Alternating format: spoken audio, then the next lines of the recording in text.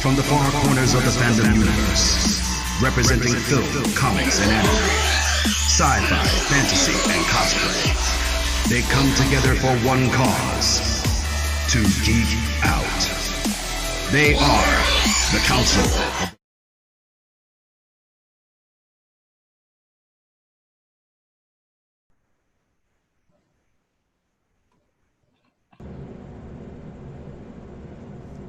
Hold on 1 second, guys.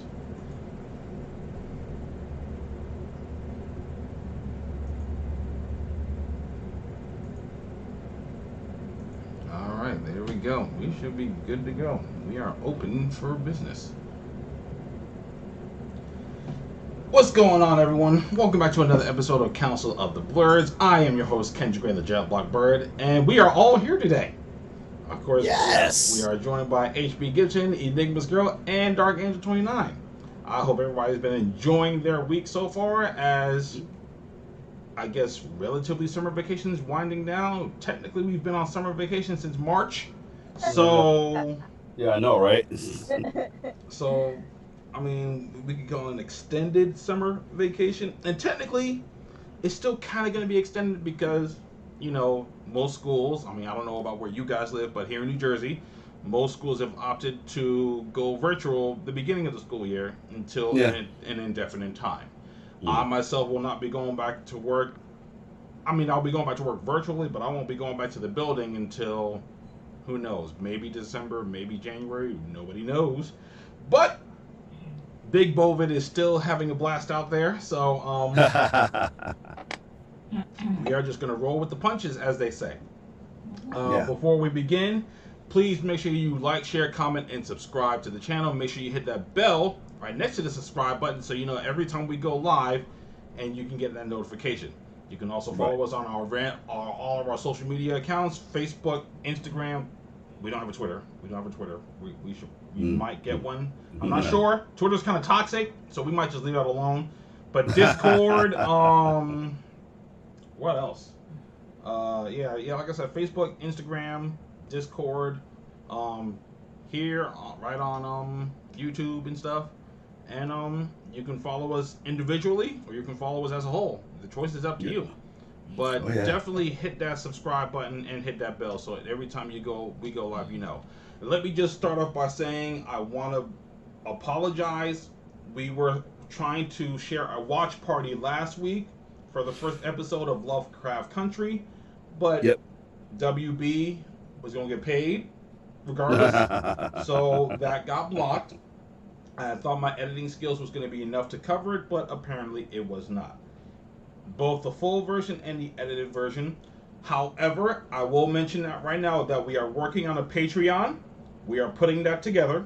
So, more than likely, if we can't post the watch parties on like Facebook or YouTube, then those watch parties will be up on our Patreon for you guys to watch. So once that is completed, we will make sure that is in the description box also, so you can check us out there. And of course, if you want to, donate to the cause, you're more than welcome to do so. For these watch parties and stuff like that. We're trying to make this into a career, people. That's what it is. We love what we do, and we could really use your help. We are also going to be working on another watch party for next month. So we're going to be testing out a few things, but next month will be a bad movie. We'll be doing a bad movie on watch party, a riff track, Mystery Science Theater 3000, whatever you want to call it. That's what we are going to be doing. I think we're close to picking a movie, but we haven't settled on one yet. So when that time comes, you'll know. So be on the lookout for that. All right. And I am currently in rehearsals and practice to do my rendition of the Mystery Science Theater 3000 theme song. I would like to say welcome to everyone who is watching, all 6 of you. If you know somebody else that might be interested in checking out the show, bring them in. Today's show is going to be pretty good. It's a lot of recapping. We're going to do a lot of recapping in the show. Hell yeah. Let's recap. Since we couldn't get the watch parties up, we're going to be recapping the first 2 episodes of Lovecraft Country. And then right after that, we are going to get into our recap of DC FANDOME, the probably one of the most successful virtual conventions that we've had up to date. Yes. They've even beat out San Diego Comic-Con, which I will admit I did not watch at all. A lot of people didn't. I'm not gonna lie, I didn't even. I forgot about it, to be honest with you. I contemplated it because ultimately San Diego Comic-Con is the one that you really want to get to, especially if you live here in the States. Right. That's the one you want to be at. Yeah. But we figured, the virtual thing will probably be the next best thing, and we just. Yeah. See, what had happened was. That's the best. That's the best I can tell you guys. I truly forgot what day it was. I was like, oh yeah, I remember. And then an hour later, it was like, oh, I have to go to the supermarket. I totally didn't. I totally didn't really keep in mind what day it was supposed to be, but Yeah. All that being said, we're gonna jump right into Lovecraft Country. Lovecraft Country is, of course, a series on HBO that is based off of a book by who's the author again? I will tell you. I don't remember. I'm horrible with names. Don't y'all know that by now? Kim is the only one out of us that has actually read the book, and she managed to read the book very quickly. She you just got the book, right? Yeah, I got right it. into it. As soon as I said I was gonna read it, I pretty much finished it by what was that, Thursday? Yeah. Matt Ruff. Matt Ruff is the name of the author. Matt Ruff. Yeah. So we're just gonna do episode by episode. First episode, highly enjoyed. I highly enjoyed the first episode. I think we can all agree, because we all did our watch party, we can all agree that the first episode was definitely a good one. Rafi Lake, what is up? What's going on? Thanks for tuning in. I know Kim has a lot to say because she's read the book, and there's been a lot of narrative changes from the book to the movie, which there always book to the show, which there usually is. Yeah. Mm-hmm. But I'm not doing any spoilers right now. If I say anything, it's going to spoil so much, so I'm not going to say much. Right. But if you can, really quickly, Kim, if you could just give us a basic rundown about the show and who it's about and what the story is centered around. Okay, so basically you have your main character, which I believe it should be the main character, Atticus, at least in your... Oh, God. In the first episode, your main character is Atticus. Who basically is on his way back home to, answer a letter that he got from his father, pretty much. Where we find out his father has been missing for 2 weeks, and they go on a journey. Him, his uncle, and a woman named Letitia, who he's childhood friends with, go on a mission to go find his father. In a sense. Letitia technically was supposed to be the whole way, but in a sense. But end up finding his father eventually. But that's the first episode is really all about basically finding his father and following this letter that he received and what this means.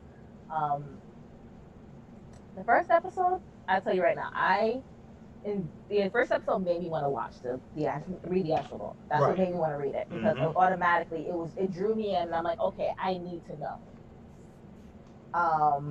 Definitely need to know what's going on with this. Right. I'll say that. Yeah. I mean, I've only heard Lovecraft Country in name. I didn't know anything about it. I knew it kind of had to probably be something sci-fi-y. That's pretty much all I knew. Yeah. So, I mean, what originally drew me to the series was the fact that the the main characters were black. All black. It's in Jim Crow era. That's pretty much what we're looking at. We're in Jim Crow era. In 2 different states. So you're looking at people that are traveling between different states, and the uncle is a travel agent in a sense. Okay. So he's basically going in talking about his he's making sure that his people can get through certain places in Jim Crow areas. That's what they pretty much did. Like I said, reading the book,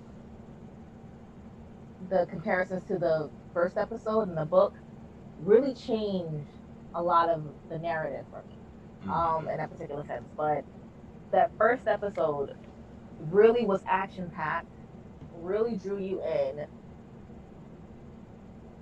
All I gotta say is vampires. That's all I gotta say. Yeah. That's literally all I gotta say about that first episode. Vampires and car flipping. There's possibly gonna be minor spoilers in this recap. So Yes. I mean, their take. First and foremost, let me just talk about the time that this interpretation of Jim Crow, as well as like the sundown states. The sundown Right. states, which is something I will even admit, that's something I never really knew about. I never heard of it until I watched this episode. I never knew that was really a thing. Right. And that was a Rafi scary Lake, thing. I'm gonna ask you to hold off on the Batman thing because we are not talking about that right now. Don't jump the gun. One minute. Give us a minute. Let us get through this Lovecraft Country thing first before we get into the DC stuff. What we learned about YouTubing and streaming and everything like that is like you just get the story out first, and then we look at the chats. Right. We'll be tempted by the chats right now. We love you, Ralph. We love you, Ralph. Don't get that wrong, but we're trying to get this out. Yeah, Lovecraft was serious. That first, but I think that first episode drew us in all into that second episode. That's really what it is. That first episode made us all. I think Harold, you got a subscription, didn't you? Just because you had to watch the second. I went on ahead and I got among other things, but I was like, wow, this was like something. And I mean, I'm sorry if my description of Lovecraft Country doesn't agree, but like I said, it was like it was like Mississippi Burning, Color Purple meets Stranger Things to me. Mm-hmm. So that's what it looked like. And then something happened in the next episode. I'm quite sure you're going to get to it. All right, so just to quickly recap the first episode, of course, it's basically the main character comes back home. Again, like Kim K, he's searching for his father. He ends up taking his uncle and another young lady, Patricia. They're going on a trip to find him, and then of course they run afoul of police, racists, and then of course their interpretation of vampires, which I thought was very interesting. That's all I have to say. The vampires were very interesting. Wow. Very, very interesting. And then, of course, the episode ended with an interesting turn. The second episode, I will admit, was very interesting. Something unexpected. But I know, Kim, this is where you practically got turned off. Yes. This is where you got, pretty much... Yeah. Ooh. So like, you release the McCoy!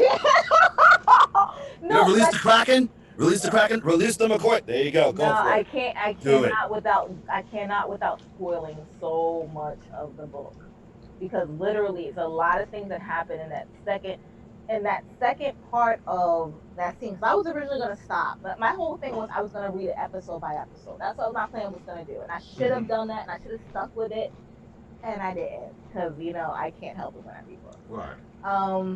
Especially good ones. So.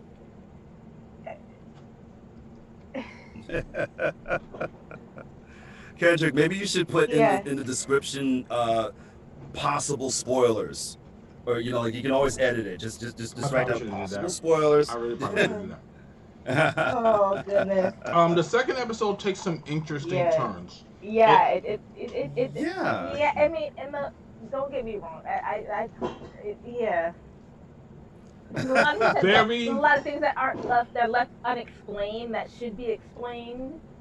So that further episodes down, it would be not have to be explained more in depth. Right. So basically in episode 2, our three main characters are in this very Wayne Manor looking estate. They are basically being held there essentially against their will. For what reason, we don't really know. Right. They run into a few characters. Fitz from Scandal makes his debut in this episode for as short as it was. He was in it. A lot of things get I can't even say not explained. Exactly. Yeah. That's the best way to put it. Explained and not explained. The episode ends on a very sad and somber note, that's another problem I have with it, but okay. So, I mean, while the first episode didn't explain too much, it worked because there's a lot of things building up in the first episode. Second episode, I mean, I don't hate it, but at the same time, it was like, this is very... There's a lot that should have been explained. And I'm going to put it that way. It's a lot that...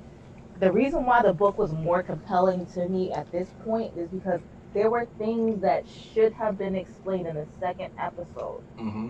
And there are ways that things should have happened in this episode that would have helped with the actual narrative. Right. And what they did is that they kind of used their creative license to kind of switch it up, twist it up, and then kind of put it back together and say, okay, this is what it is. But you really kind of left out pieces that are really important. Your first taste of Italian hot dog, black people style. Mm-hmm. So yeah, I'm in the same boat. Yeah, I mean, I'm definitely gonna finish out the season. Yeah, no, yeah, definitely I will. But the main thing for me right now, and I was telling Kendrick this, and I'm not gonna tell you who, I'm not gonna tell you what, I'm gonna tell you what, but I'm not gonna tell you who. But one of the biggest problems I have right now, and I'm gonna see going forward, is that there's a gender swap in this thing that is bothering the life out of me. Oh. Now, and I read the book, it's going to be hard for them to explain this away later on. Oh, okay. All right. So there's going to be, I would rather see at this point how they're going to explain this gender swap towards the end of the series. This ought to be interesting. In fact, I think you might have told me what that gender swap was before. I'm not going to say it here. No. That's a different gender swap. Oh, okie dokie then. All right. That's a different gender swap. And there's also things that happen. There's conversations that happened in the beginning, in the first episode, that did not technically happen in the book.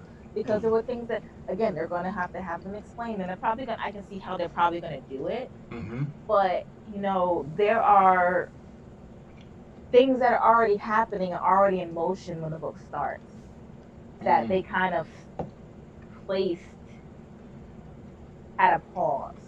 Oh, okay. For the actual show. So I think I have a clue of how they're going to do it, but I have a feeling that I'm not going to like the way they do it. Oh, dear. So I'll still watch it just to see if it's going to turn into a train wreck. But I would advise anybody, if you are going to watch a show and you want to enjoy this show, do not, under any means, pick up that book. Don't pick it up. Okay. Because you are going to, the book is way more compelling than what's going on right now. Wow. And you're really going to be very upset. The second episode really upset.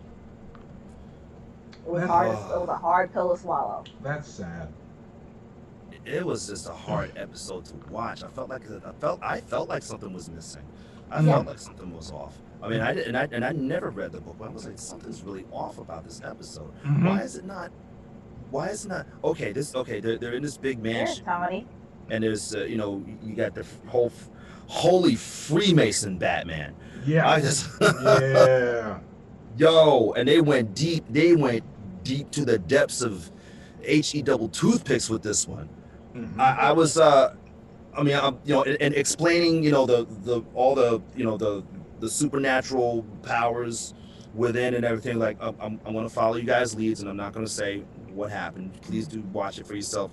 It's not about us. It's about what you guys think. Please definitely comment, and we'll have a conversation about it, elsewhere. But I just felt like it went off the rails for some reason.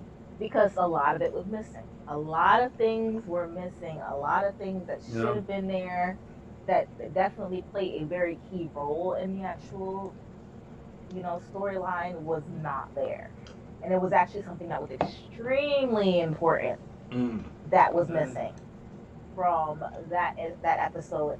That drove me up as soon as I happened, it drove me up the wall. I was done. Yeah, I mean... let's just keep this in mind.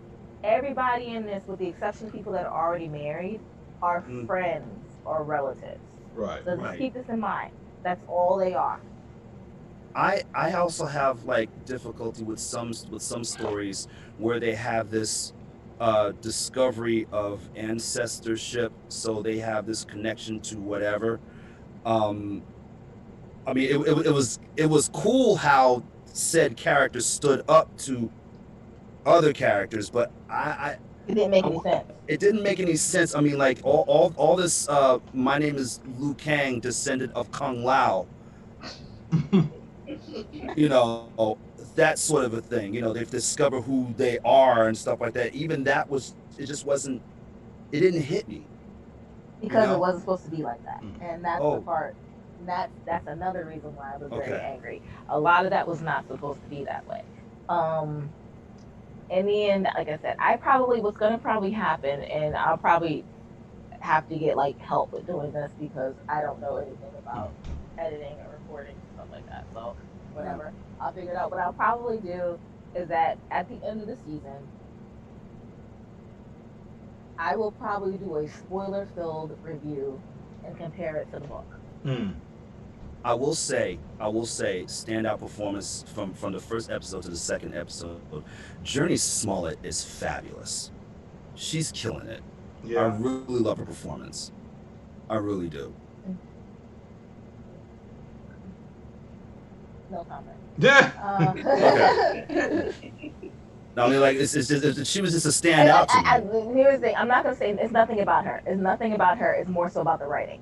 The writing, yeah. The writing is bothering me, and I think that's I think that's the one thing about it is that the writing is bothering me when it comes to her character. They're trying to make her seem very, very strong, very independent, which she really is. But I will tell you this much: one thing that they are missing from that they're not showing in her character that is in the book, and it's not going to spoil anything, is that she has a very spiritual side of her. She has a very spiritual connection. So everything with her is that God willed me, God wanted me to be here. You didn't see any of that. Going to be explored more in the next episode? I highly doubt it because if they haven't done that already. But it seems like it's going to be a little bit more centered on her. Yeah, not to be a jerk about it, but kind of that's how it goes in the book, in a sense. Oh, okay. It kind of starts with Atticus, and that's why I kind of said he's the main character in the beginning of this thing, but it really is no main character because, in a sense, if it goes by the book, everybody has a turn to tell their story or tell a story. So I'm hoping that they keep up with that, but yeah, definitely. I mean, they're probably going to go into it, but I think they should have really started out letting us know that she's a very spiritual character, but it made it seem that she's very belligerent and she's very much, like stand your groundish type of person. I am who I am, and this is who I am. But you can be that way, but she's very much a spiritual person in a sense, and they're not showing that. So, and that's probably going to play a key role in the next episode if they, that's probably if they are going to circle it around her. But it's going to be hard to watch.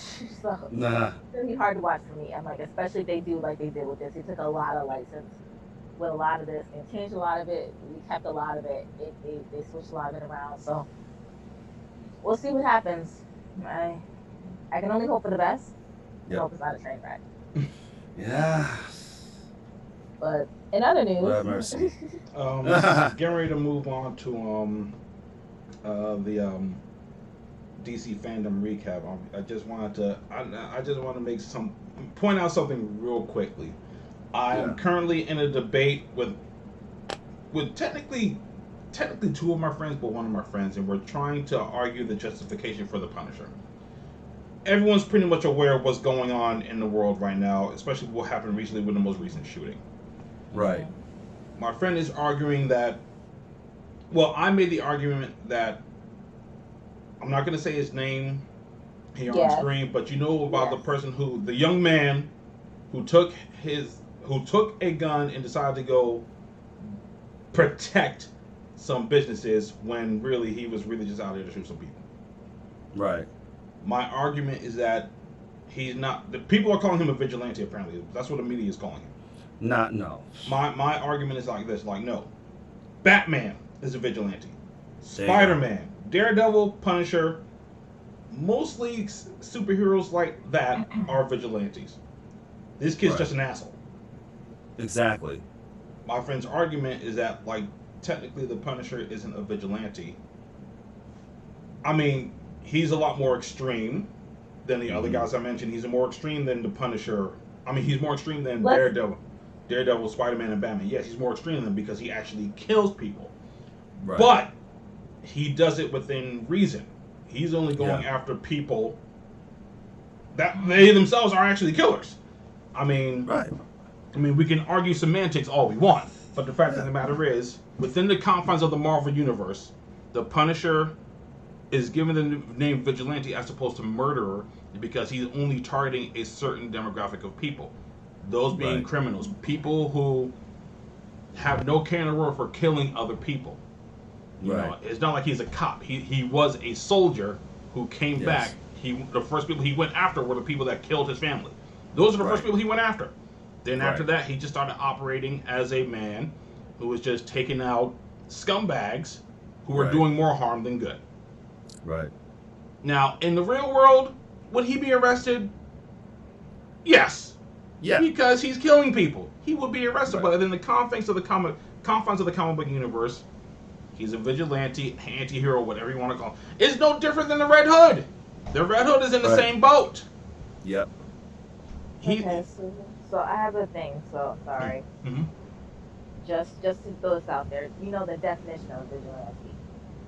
Basically, it's just somebody who goes out and takes the law upon their hands Right. because they do not think that the actual law enforcement is adequate to do their job. Exactly. Right.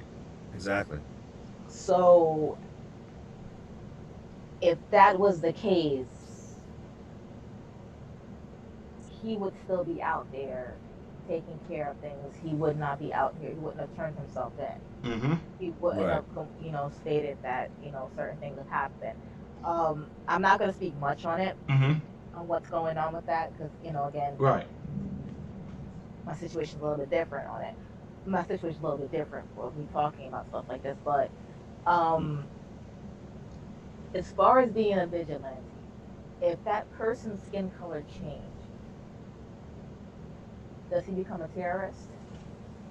Oh yeah. Oh yeah. Big time. Does that He person would be become a dead. thug? Does that person become a thug? Does that person...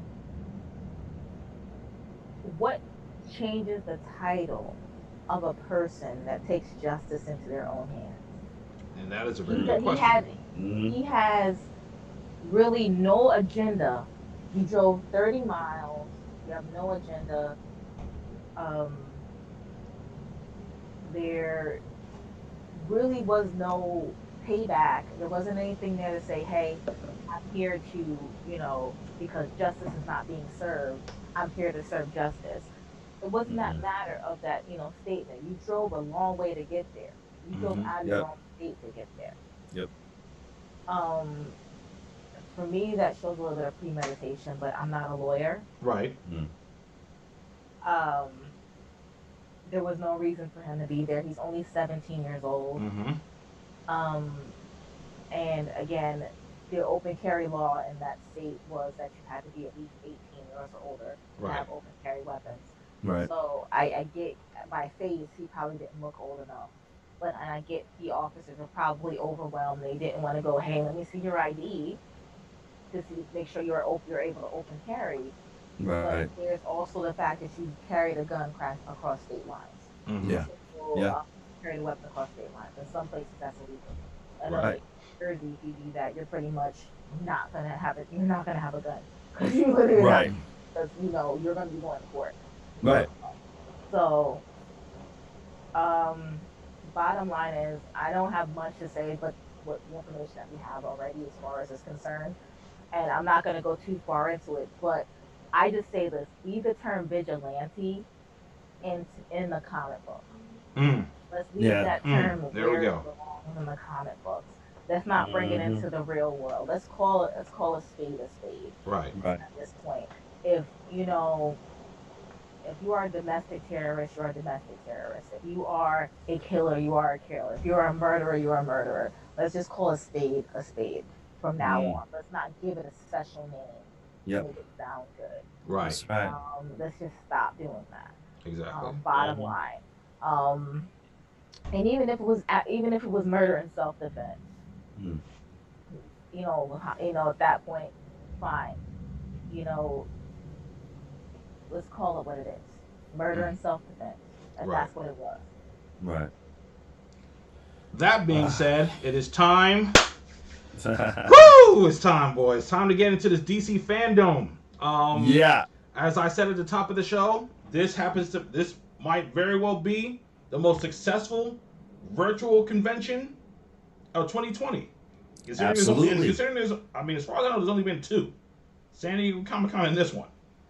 Right. I don't know what happened with San Diego Comic-Con. I don't know where they messed up, but DC FANDOME came super correct. And I gotta tell you, even some of the aspects of DC FANDOME that I didn't really care for, I happen to enjoy a great deal. So what we're going to do, and now you guys in the comment section, you can come back in now. You DC, it's time to talk DC. Come back in and share your thoughts now. So what we're gonna do, we're gonna cover a lot of the major announcements at DC FANDOME. A lot of like the regular panels that were just like with the comic book artists and things like that, we're not gonna really get into, only because many of you watching probably don't really read the comic books like that. You know, I do, but only read a certain titles and stuff like that. So we're not gonna get into that. Yeah. And we're gonna focus. I don't have 8 hours to watch the whole panel session. Right. Like, I didn't watch most of them. Yeah, I'll admit I kept it on, like to only wait for like certain things that I wanted to watch, but for the most part there's some things that I kind of tuned out. But we're gonna focus mainly on a lot of the big announcements, things pertaining to movies, video games, a few TV. They didn't really cover TV, and it should also be noted that this isn't the only one. DC FANDOME is being covered September 12th. Exactly. So they're gonna cover a lot of the other TV shows, like a lot of the Arrowverse shows, Lucifer, whatever new shows that they're getting ready to produce. That's gonna be covered in September. So they really focus more so on the movies with this, with the one that just came out. So we're gonna just go through, a lot of things that were discussed this day, and we're just gonna talk about them. So first thing that was really talked about was Wonder Woman 1984. Yes, with Kristen Wiig. Now, listen, I'm going to be honest with you. When I first heard that Kristen Wiig was going to be playing one of the main villains in this, I was like, that's interesting, because we've only seen Kristen Wiig do comedy up until this point. She hasn't done anything dramatic or anything serious. So to see her, I mean, and this was the first reveal of Cheetah. Her as Cheetah. This was the first reveal, which I got to admit was pretty good. I mean, I'm pretty sure it's going to look cleaner when the movie comes out, but I don't know. Kristen Wiig, for some, she's just out of place for me. Maybe it's because I'm just used to. I was just going to ask, is it raining outside? Because I've been hearing noise through my window. Like, is it raining outside? You saw my face. I literally saw lightning. I said, "Hold on, wait a second, huh?" I was like, "Wait, what just happened?" There it is. All right, okay, so it is raining. All right, there it is. Oh yeah, it is raining. All right, there we go. Okay then. Okay. I just killed my whole train of thought. I feel air coming in through my fan. I turned my fan off, so I'm like, wait a second, where is this wind coming from? No, yeah, I just straight saw lightning. I was like, I just saw a bolt come down. I said, wait a second, what just happened? What through my window? I'm like, I think it was supposed to rain. I think my phone did tell me it was supposed to rain today, but it was supposed to rain around 6 apparently. But whatever. Right. Whatever. Yeah. But yeah, Kristen Wiig, for me, because I'm so used to seeing her in Bridesmaid, I think it's just different. Right. I'm like, just looking at her, it's like you just look so frumpy. You look so frumpy in this. And I'm just standing there, I'm like, I get it, she's supposed to have like a whole jealousy thing, because I believe Wonder Woman saved her version of Cheetah a couple of times in the comics. But come on. I'm like, it took me a minute. It took me a minute to adjust because again, I'm so used to Kristen Wiig from Saturday Night Live. You said Bridesmaids, Yeah.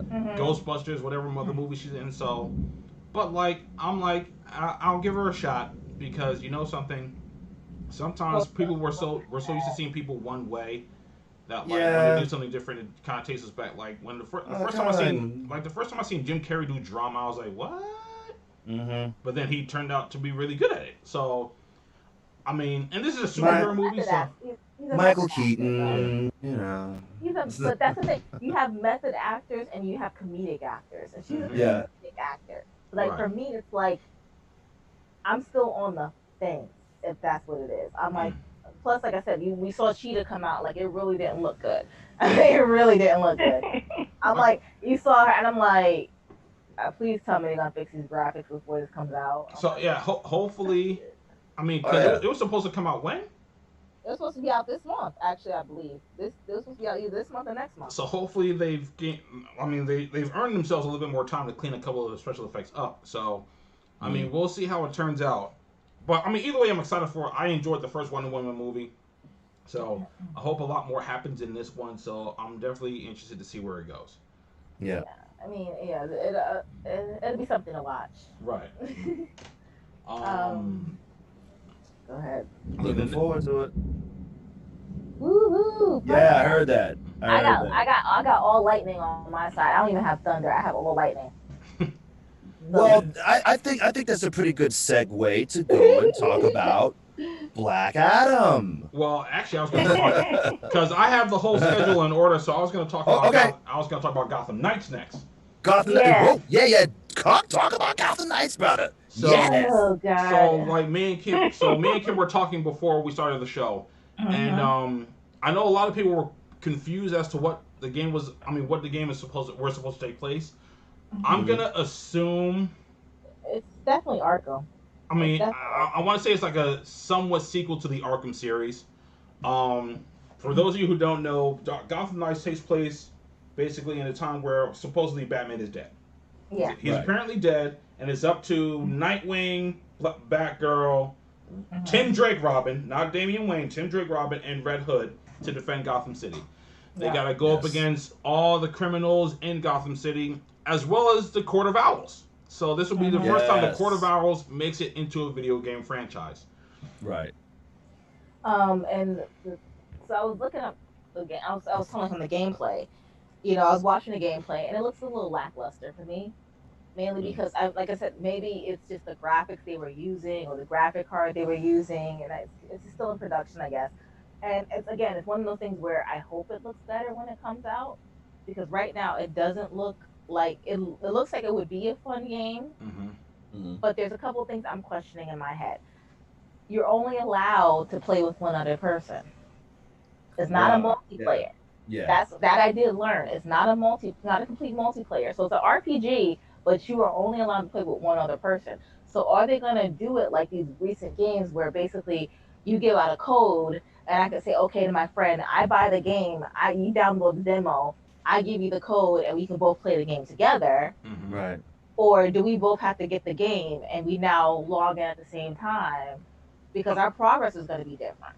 I'll assume it might be a thing where both of you have to have the game. I mean, eventually they'll explain how that's supposed to work. But because the only problem I have with that is that if you do that, then the progress isn't saved properly. Because at that moment, if I want to go play with you, then I turn around and want to go play with Harold, but it's a storyline based RPG, our games are going to be different. I mean, it might be a case where the RPG element might just be a solo thing. I mean, no different from Final Fantasy VII or even the regular Arkham games, like Arkham Knight, you know. Well, actually, I read that. The thing is that it is going to be RPG altogether. So you have the choice of either playing with RPG with somebody and RPG with by yourself. Okay. So you have the option of both. Okay. Literally going to be both. But the question is how? Because, like I said, there are games like I have now that, like Man of the Median, for instance. Man of the Median, you don't have to have the game to play with me. But you download the demo, I give you a code from my game because I bought it, and now we both can play this game together. Right. So we're now playing the game together. We can now play it remotely. We don't have to be in the same room, same building, same house, nothing. We can play it remotely. We don't have to play that, but the game saves in my real game time. So if we both buy the game, I can see that being a problem or posing a problem, you know? Right. Because, like I said, if I want to play with Harold one day, now I got to get another code for Harold. Right. Or, you know, if I played... Are you just hanging out outside my house? Goodness. I'm like, it's like flashing all, like, it's like I'm having a party outside my window. It's like heaven's gonna keep flashing at you. Like, it looks like a disco ball outside. Oh my goodness. Oh, it's making me uncomfortable a little bit. It's a little too close. Oh, man. But yeah, it's gonna be interesting to see this, and, you know, and to see, like, you see the gameplay. It's very, it looks like it's gonna be smooth once they get it set up. Right. You know, once they get it properly set up, looks like it's gonna be smooth. They showed, you know, Batgirl pretty much riding the motorcycle pretty much through the city. That bike is hot. I ain't gonna lie. Yeah. That bike is hot. Sweet. That bike is type hot. You know, basically her being able to kind of agile, she's really agile. She can hop up on, you know, buildings and everything else, but so can your enemy. So it's kind of one of those things where it's showing like more versatility than the actual Arkham games had. Because kind of when you got out of their sight, they're kind of like, okay, they're not going to go look for you in the building. Right. Right. You know, but definitely if you were, you know, on land or something like that, they were definitely in your face. So it'd be interesting to see how they do this, but I probably would have to finish Arkham Knight before I actually even get this game in the first place. You ain't finished it yet? I told you it gives me migraines. Triggers my, triggers me, oh, goodness. I pretty much get dizzy when I play the game. Oh. I know, but Kim, I have Arkham, what was it, Batman Arkham City, right? And Yeah, to me, that's the best one out of the series, actually. Yeah, And I'm gonna be honest with you, Arkham City is the best one. flying around, like, you know, trying to get into buildings and everything. I mean, I had to like, I would have to have like ginger ale and food to make sure that just to settle my stomach, you know. To That doesn't bother me. It was literally the Batmobile. really. Okay, I can see what you're saying. Because the Batmobile it takes a lot to get used to driving that thing. It really does. Right. Like Okay. half the time, like I didn't spend a lot of time in it. I was literally grappling around the city and gliding all over the place. Yeah. Like Yeah. that's what I was doing. Like the only time I used the Batmobile is if it had to deal with like a Riddler trophy or it was like a Batmobile like auto battle or something like that. Other than that, Right. Because basically your first big boss battle happened in the Batmobile. yeah. And they're like, come on now, like I can't even focus, let alone drive this thing. Mm. Because I'm like, it's spinning around, there's too many controls, and like it's too much. It's too much. As far as it stands right now, I'm about 50-50 with Gotham Knights. I gotta see more, and I gotta know more in order to like really say if I'm gonna get the game or not. I mean, you would think since it's being a Batman-centric game, I would get it, but I gotta know more about it before I decide to pick it up. Yeah, definitely, definitely. And it's like, and more so, my question is because I'm not a PlayStation Network person. I do not do multiplayer games at all. With the exception of the ones where I can get the code and I can play with somebody I know. But as far as playing with random people, out of the question. Right. So, I understand. if I want to play with somebody else, and it's like I said, one person, you're gonna play one, not five. But, you know, I want to know that I don't have to make them pay for the game if I want them to play. You know, Right. I want to know that. Or if somebody else buys it, they would say, "Hey, Kim, come play." I want to know that I don't have to go purchase this game and go play. Right. So, because I may not necessarily like it once I play, I may just get sick, you know, and end up with a game that sits on my shelf collecting dust like I have now. So, I can see that. I can understand that. yeah, definitely. But the trailer looked good. The trailer looked really good. Yeah. But when I saw the trailer looked wonderful. But when I saw the gameplay, I was like, maybe not. So. Yeah, that's gonna be one where I have to wait and see. I probably wouldn't pre-order it. I'd have to wait for it to come out already, and just to make a determination there. that moves us next to the next part, which was the Multiverse 101. I happened to watch that. I happened to watch Multiverse 101.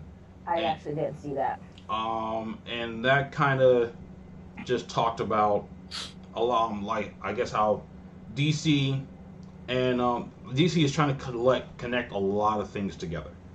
Right. Like they've done it so many times in the comic books, you know, the multiverse and all that stuff, but Right. the TV universe and the movie universe have been very separate from each other.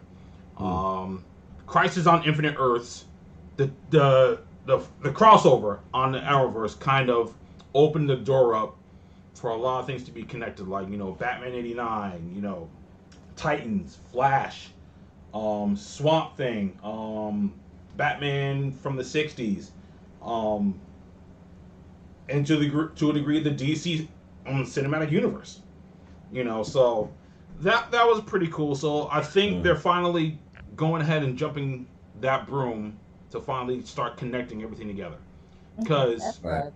I mean, Marvel, for the most part, their movie universe is only connected to like a couple of shows. It was, really, it was only connected to the Runaways, and actually, I think that might have been it.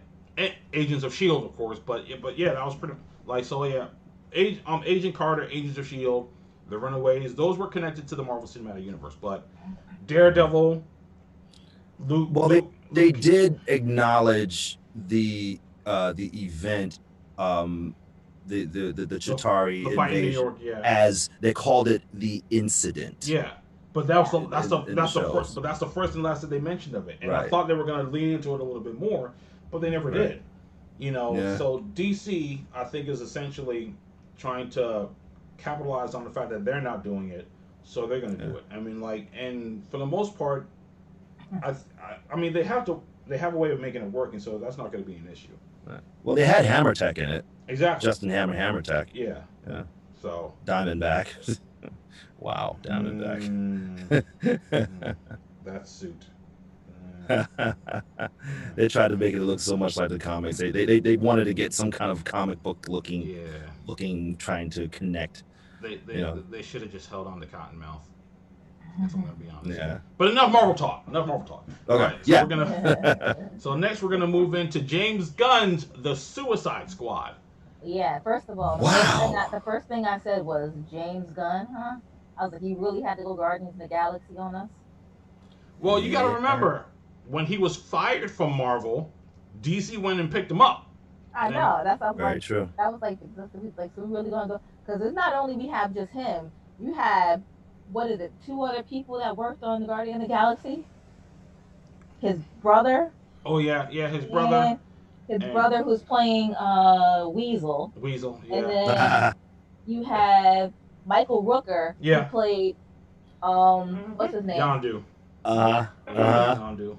Yeah, so you had 2 people that were in Guardians of the Galaxy. I thought it was funny. I was saying, like, really? I'm like, some filmmakers just have those actors that they like to work with. Like Tim Burton with Johnny Depp. Christopher Nolan with Michael Caine. Yeah. He's in almost every Christopher Nolan movie, and that's all I can think of right now. I mean, I think we can learn. I think we've learned, even with the little bit of dabbling that we've done in the entertainment industry, that everybody has their clique. Yeah. Mm-hmm. Yeah. I will say I think the Suicide Squad looks like it's going to be pretty good, and it's going to look like it's going to be pretty fun.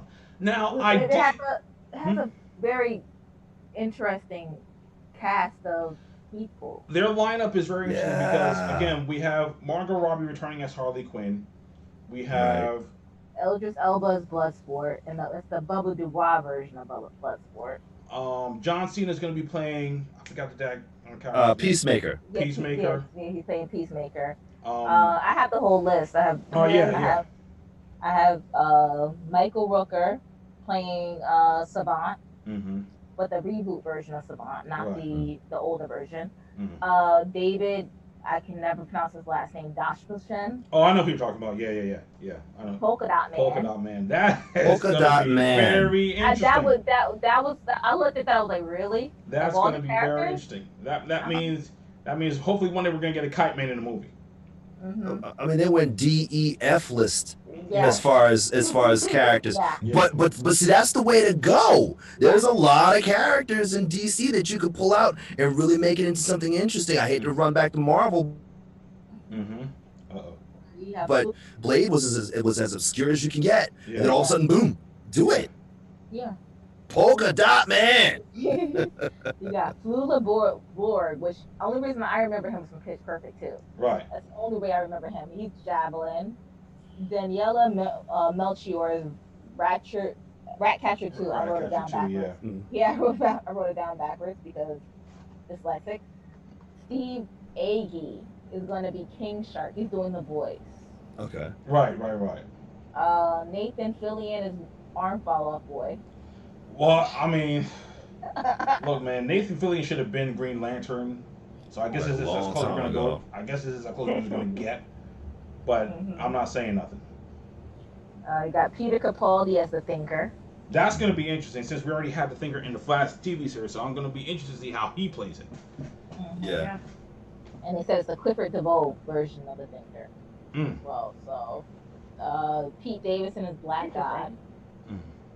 Alice Braga is Soul Soria, which I actually was reading on this because it technically is not a character named Soul Soria, but there is a character named Soria. Okay. So people are trying to figure out who Soul Soria is right now. So I'm curious to see what's going to happen with that. And then we have Mei Ling Ing, say that 2 times fast, as Mon Gal. So they went deep into the archives to find these people because, like 90% of these people I ain't never heard of.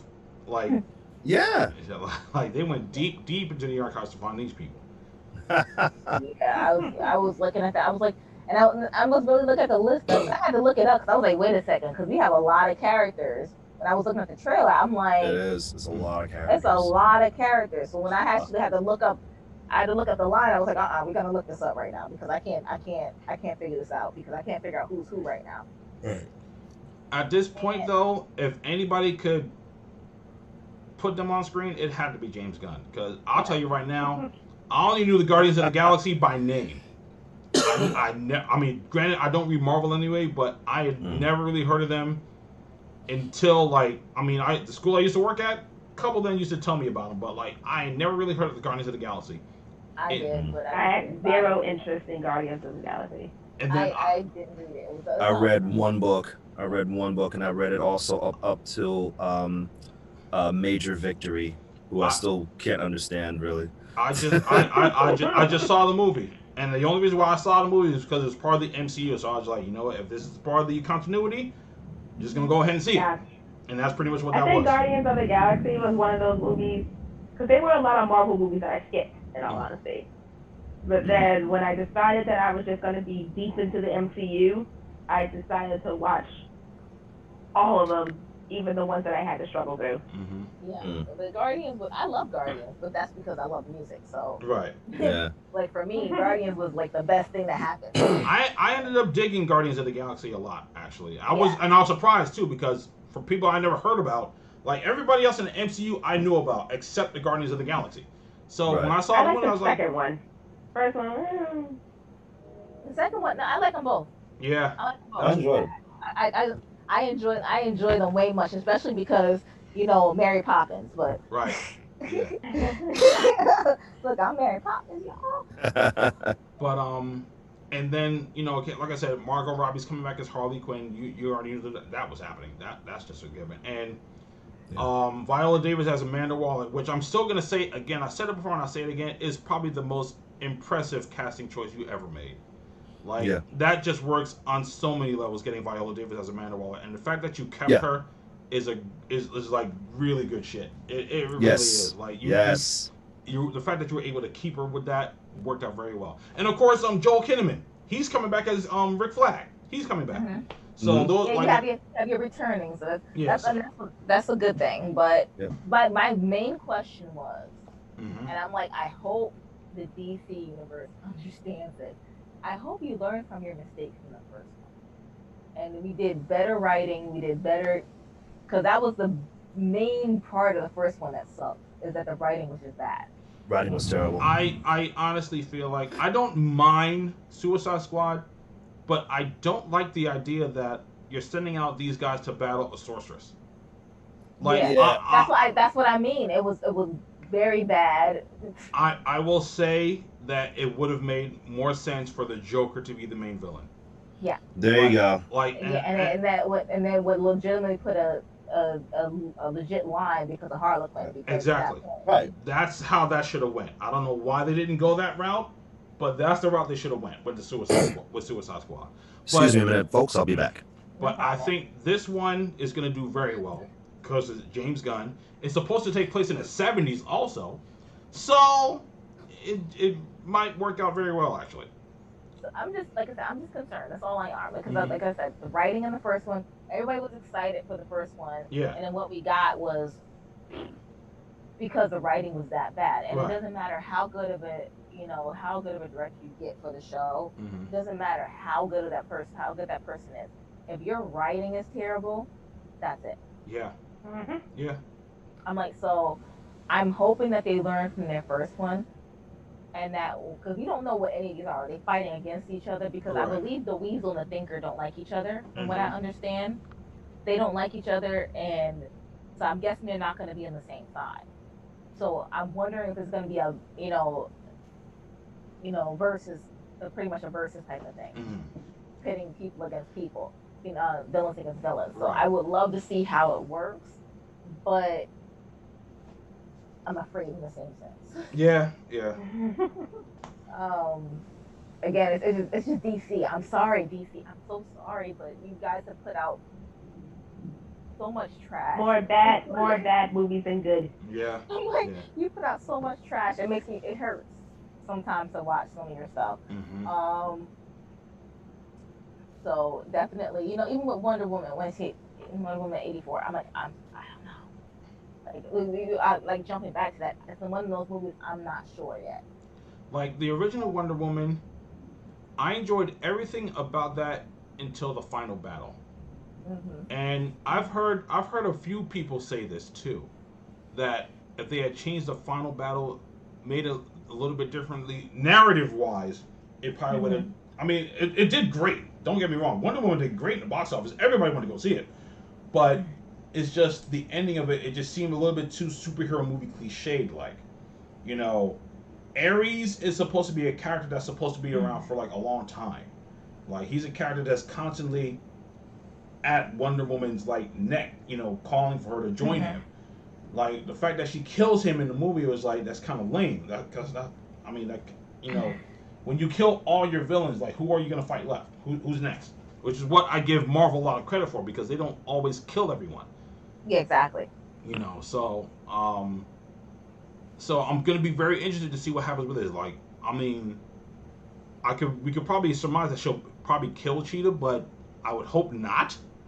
I would hope that they kind of learn their lesson and do something different. And I'm not to mention that because it's not just Cheetah that she has to deal with. She also has to deal with Maxwell Lord. He's the bigger villain in the movie. So that's going to be interesting to see how they work that one in. Yeah, it's gonna be interesting. But I'm like we'll see. We're on the we'll see. Yeah. Wave right now with DC because that's pretty much what it is. Like you put out 5 good movies and then there's Aquaman. I liked Aquaman. I was saying you put out 5 good. You put out 5 bad movies. Sorry, I reversed that. Sorry, you put out 5 bad movies and then you put out Aquaman. Sorry. Aquaman. That's what I mean is that they'll put out 5 bad ones and then 1 good, and then 5 bad and then 1 good. Well, so it's like Aquaman and Shazam. I like Shazam also. I thought Shazam was a fun little movie. I still have yet to see Shazam. I'm sorry. We actually watched it again the other day. It's on HBO Max. I know we've never rewatched this movie. I haven't watched it for the first time yet. You actually, I think you might get a kick out of it. Like, it's definitely one of those movies where like you don't expect to really like it. It's cute. But yeah, that's exactly what it is. Like, it's good for kids to watch. It's definitely a good kid movie to watch. So it's a kid version of basically Deadpool? Nah, not really. He doesn't like break the fourth wall or anything like that. Okay. But like, It's like Big. Yes. being a superhero. Yeah, that's all. Yeah, that's what it was. Yeah. There you go. I mean, that's the Suicide Squad, which I'm looking forward to, and that's gonna move us right into the surprise DC panel that they had, and that, of course, is the return of Milestone Comics.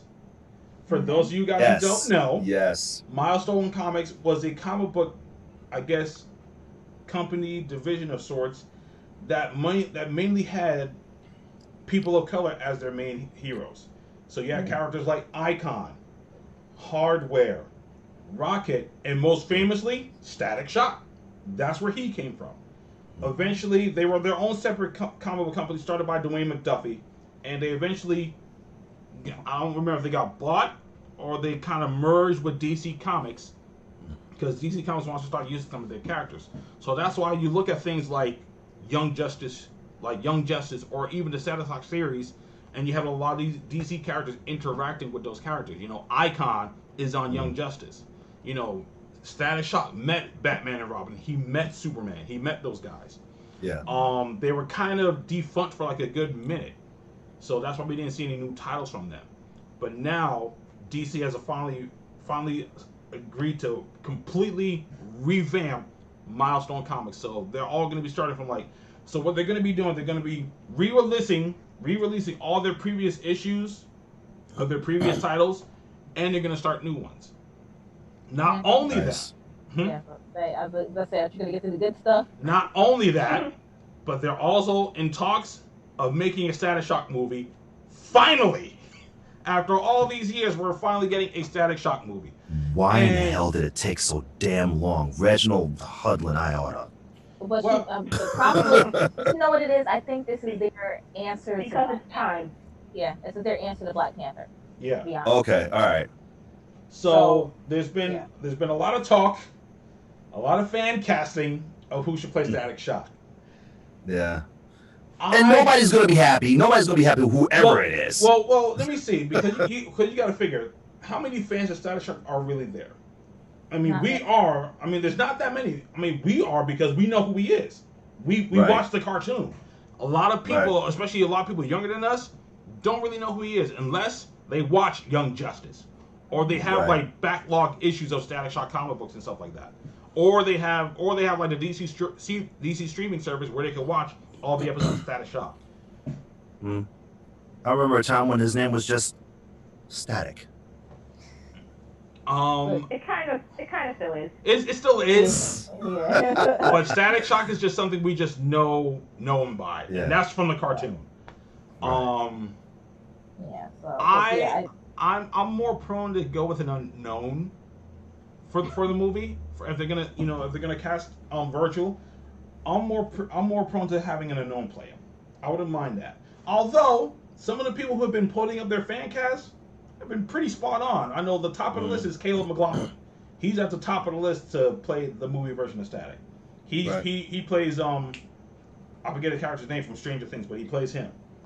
Yeah. He's the only black kid, basically. Yeah. In Stranger Things, right? The other one is I haven't seen him walking throwing around, and maybe because he's a little bit too light to play him, but I do like Asante Black. He's in This Is Us. Huh. I never thought about that. That might be interesting.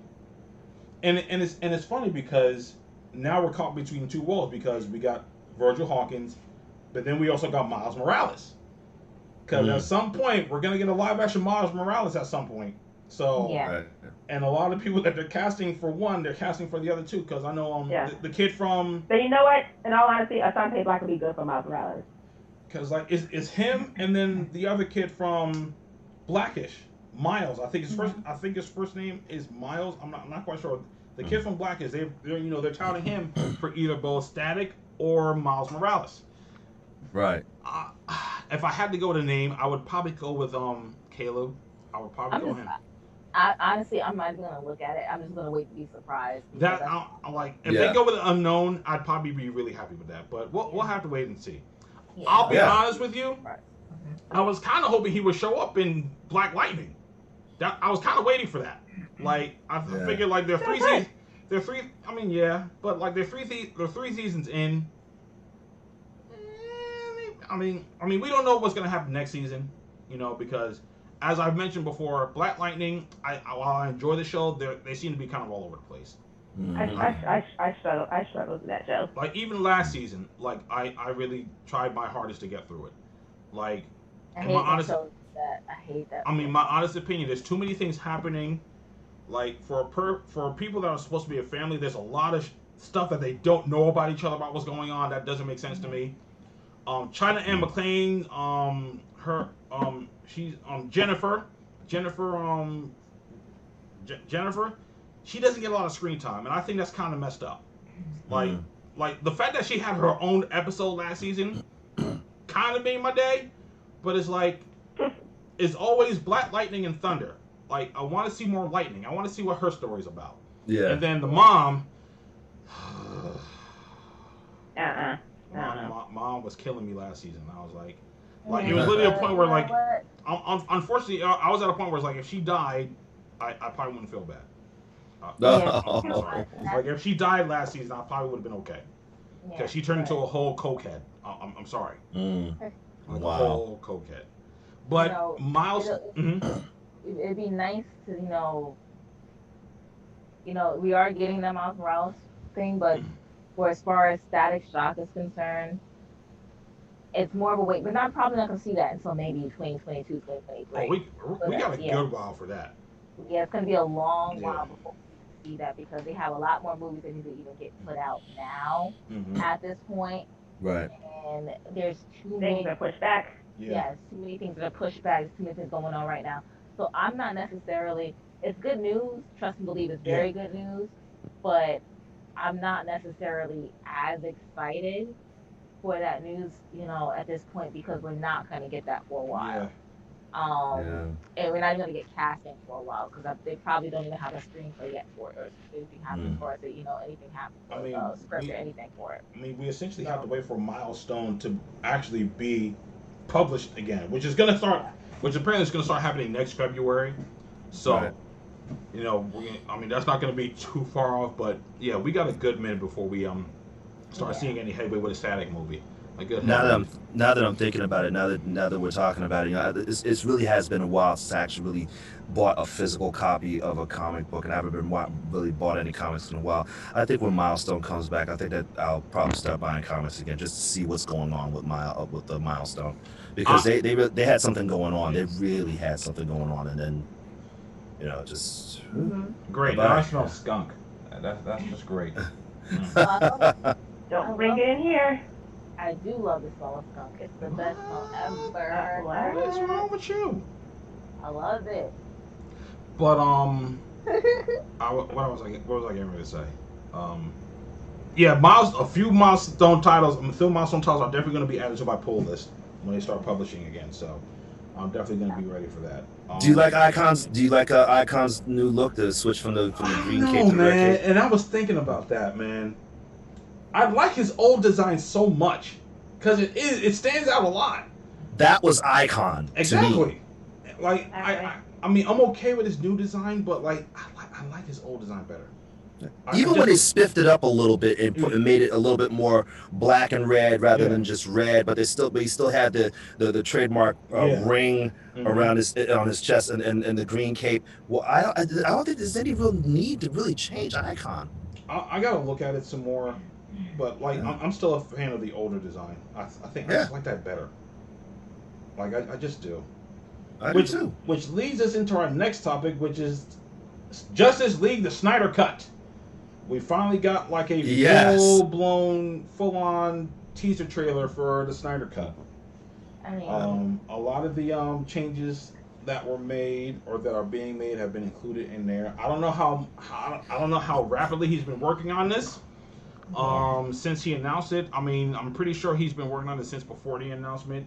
Right. But we did get shots of like, I'm gonna say a pre-Darkseid. I know a lot of people were complaining about the way Darkseid looks. I'm gonna assume that was Darkseid before he became Darkseid. I forget his actual name, but I'm gonna assume that's who we got before, like, he has today's thing. Like he's the dark side, has like all the armor and stuff before he's that. Right. Steppenwolf. How long is it supposed to be? I'm sorry, I don't now like for as far as I know, Justice League the Snyder Cut is going to be broken up into 4 parts, an hour in each part. Yeah. Right. So like it's going to be 4. It's like a 4-episode miniseries essentially. I think I'm okay with that. I'm pretty sure at some point it's going to get released as a full movie. So I would think they would probably do it that way. So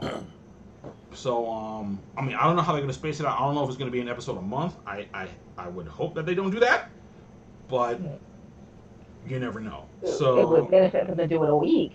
Yeah, but, like an episode each week, I think would be okay because it would definitely keep people coming back to watch. Because it's going to be the people. What they're going to do is they're going to binge watch it. They're going to start from the beginning, work their way to the next one, work into the next one. So they won't stop. Yeah. So, but we got a lot. Steppenwolf. I will say this: the Steppenwolf that Snyder produced looks way better than the one that we got. Oh yeah. The one that we got, the Joss Whedon version of Steppenwolf, I didn't feel I wasn't intimidated by him. I wasn't scared by him, considering how Steppenwolf looks in the comic books. My thing is this: if you were going to do Steppenwolf, you should have just did him from the comic books where he looks human. You should have just did that. You should have actually got someone to play him if you were going to do that, but they didn't do that.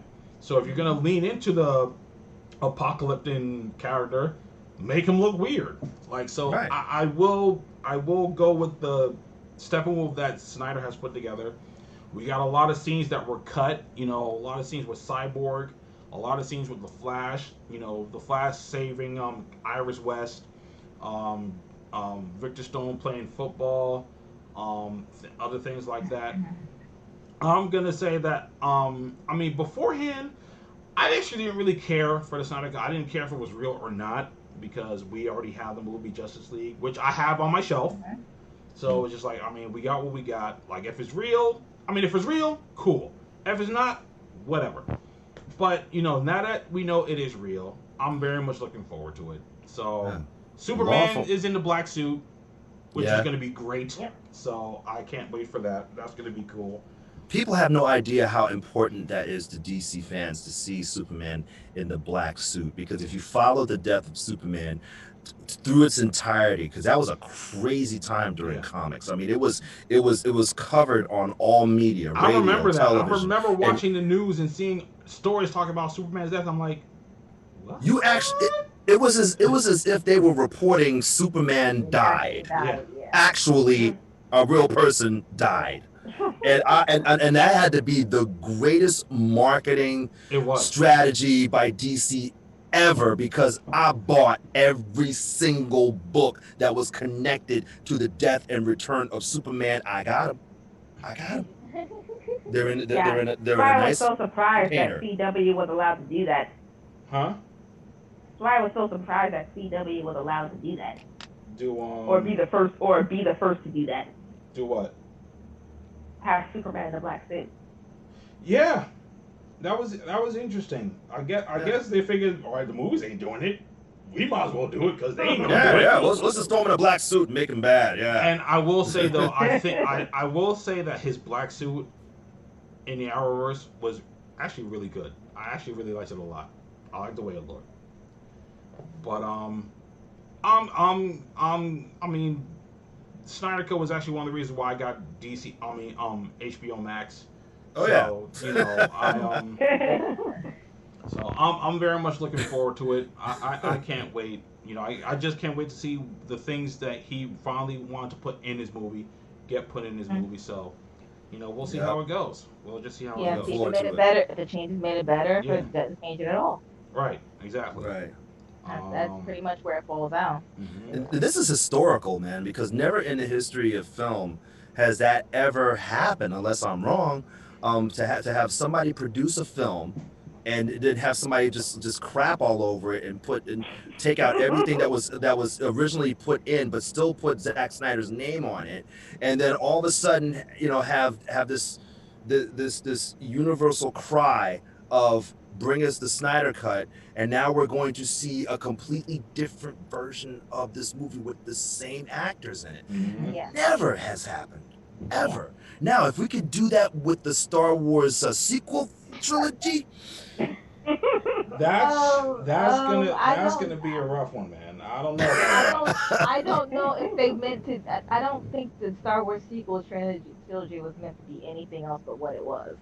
To be honest. yeah, I know. Like I said, I know. understood what Rise of Skywalker was trying to do, Yeah, but Yeah, it didn't do the intended effect. It had the uh. opposite effect. Yeah.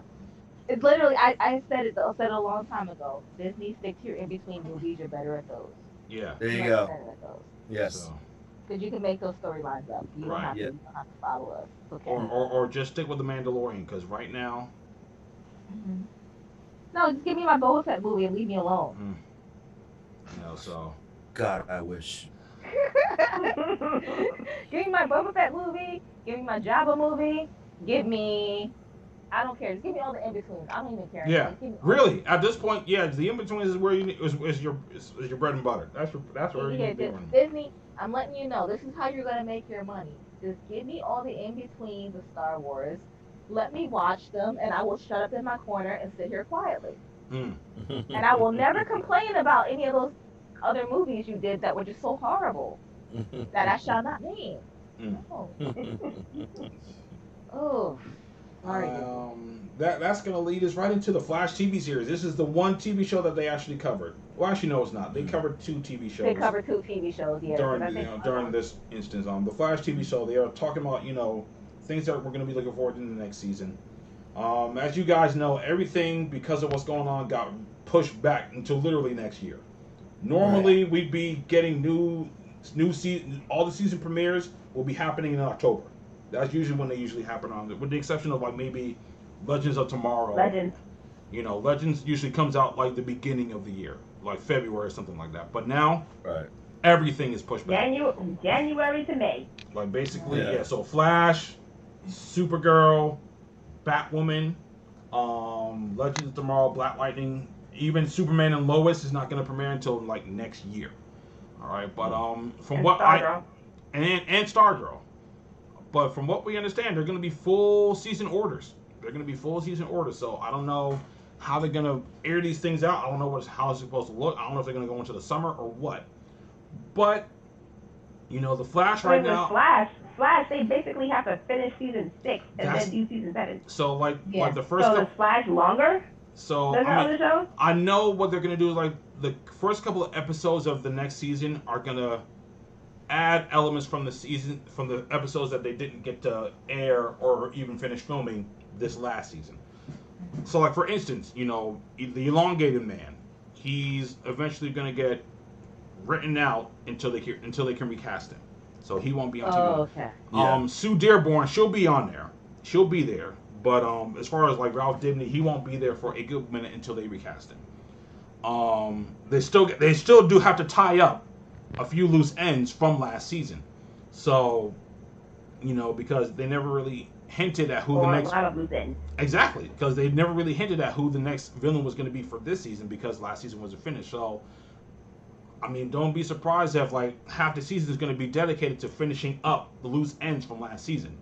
And Right. they still got to deal with Godspeed, so it's more than likely that Godspeed is going to be the main villain for next season.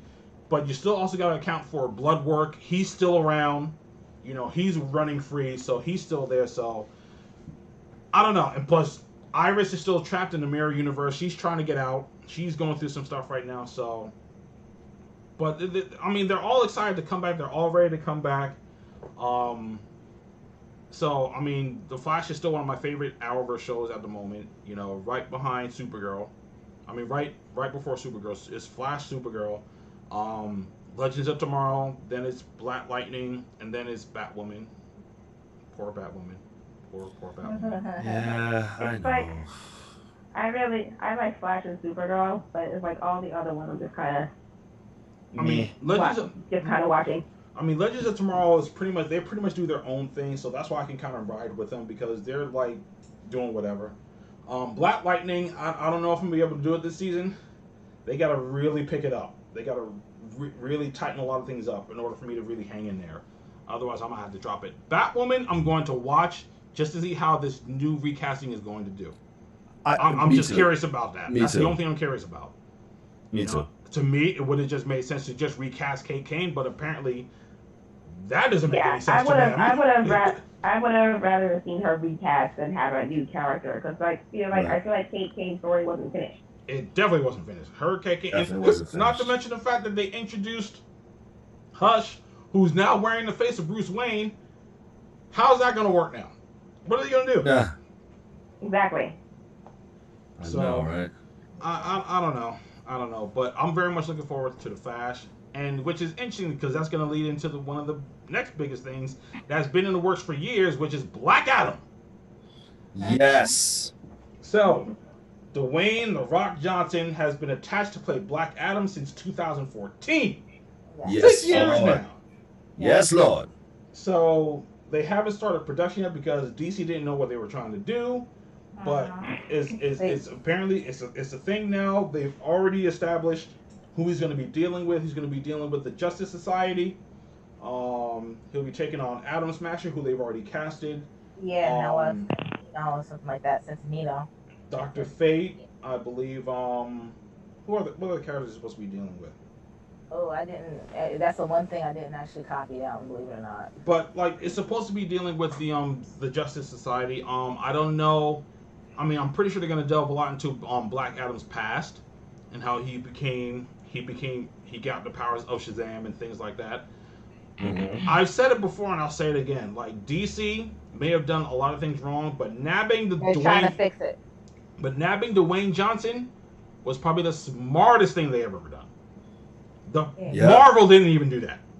Marvel, who has all these stars, didn't even nab him, but DC got him. So because who the hell was The Rock play in Marvel? Exactly. That was the problem with Marvel. Marvel was more about the physical appeal of people. People were beautiful in Marvel, but they were. The Rock's not beautiful. The Rock is a gorgeous man, but The Rock is a gorgeous family man. I mean, I'm gonna be honest. Off the top of my head, I honestly don't know who he could play in the Marvel universe. Exactly. And I'm really trying to think. I'm really trying to think.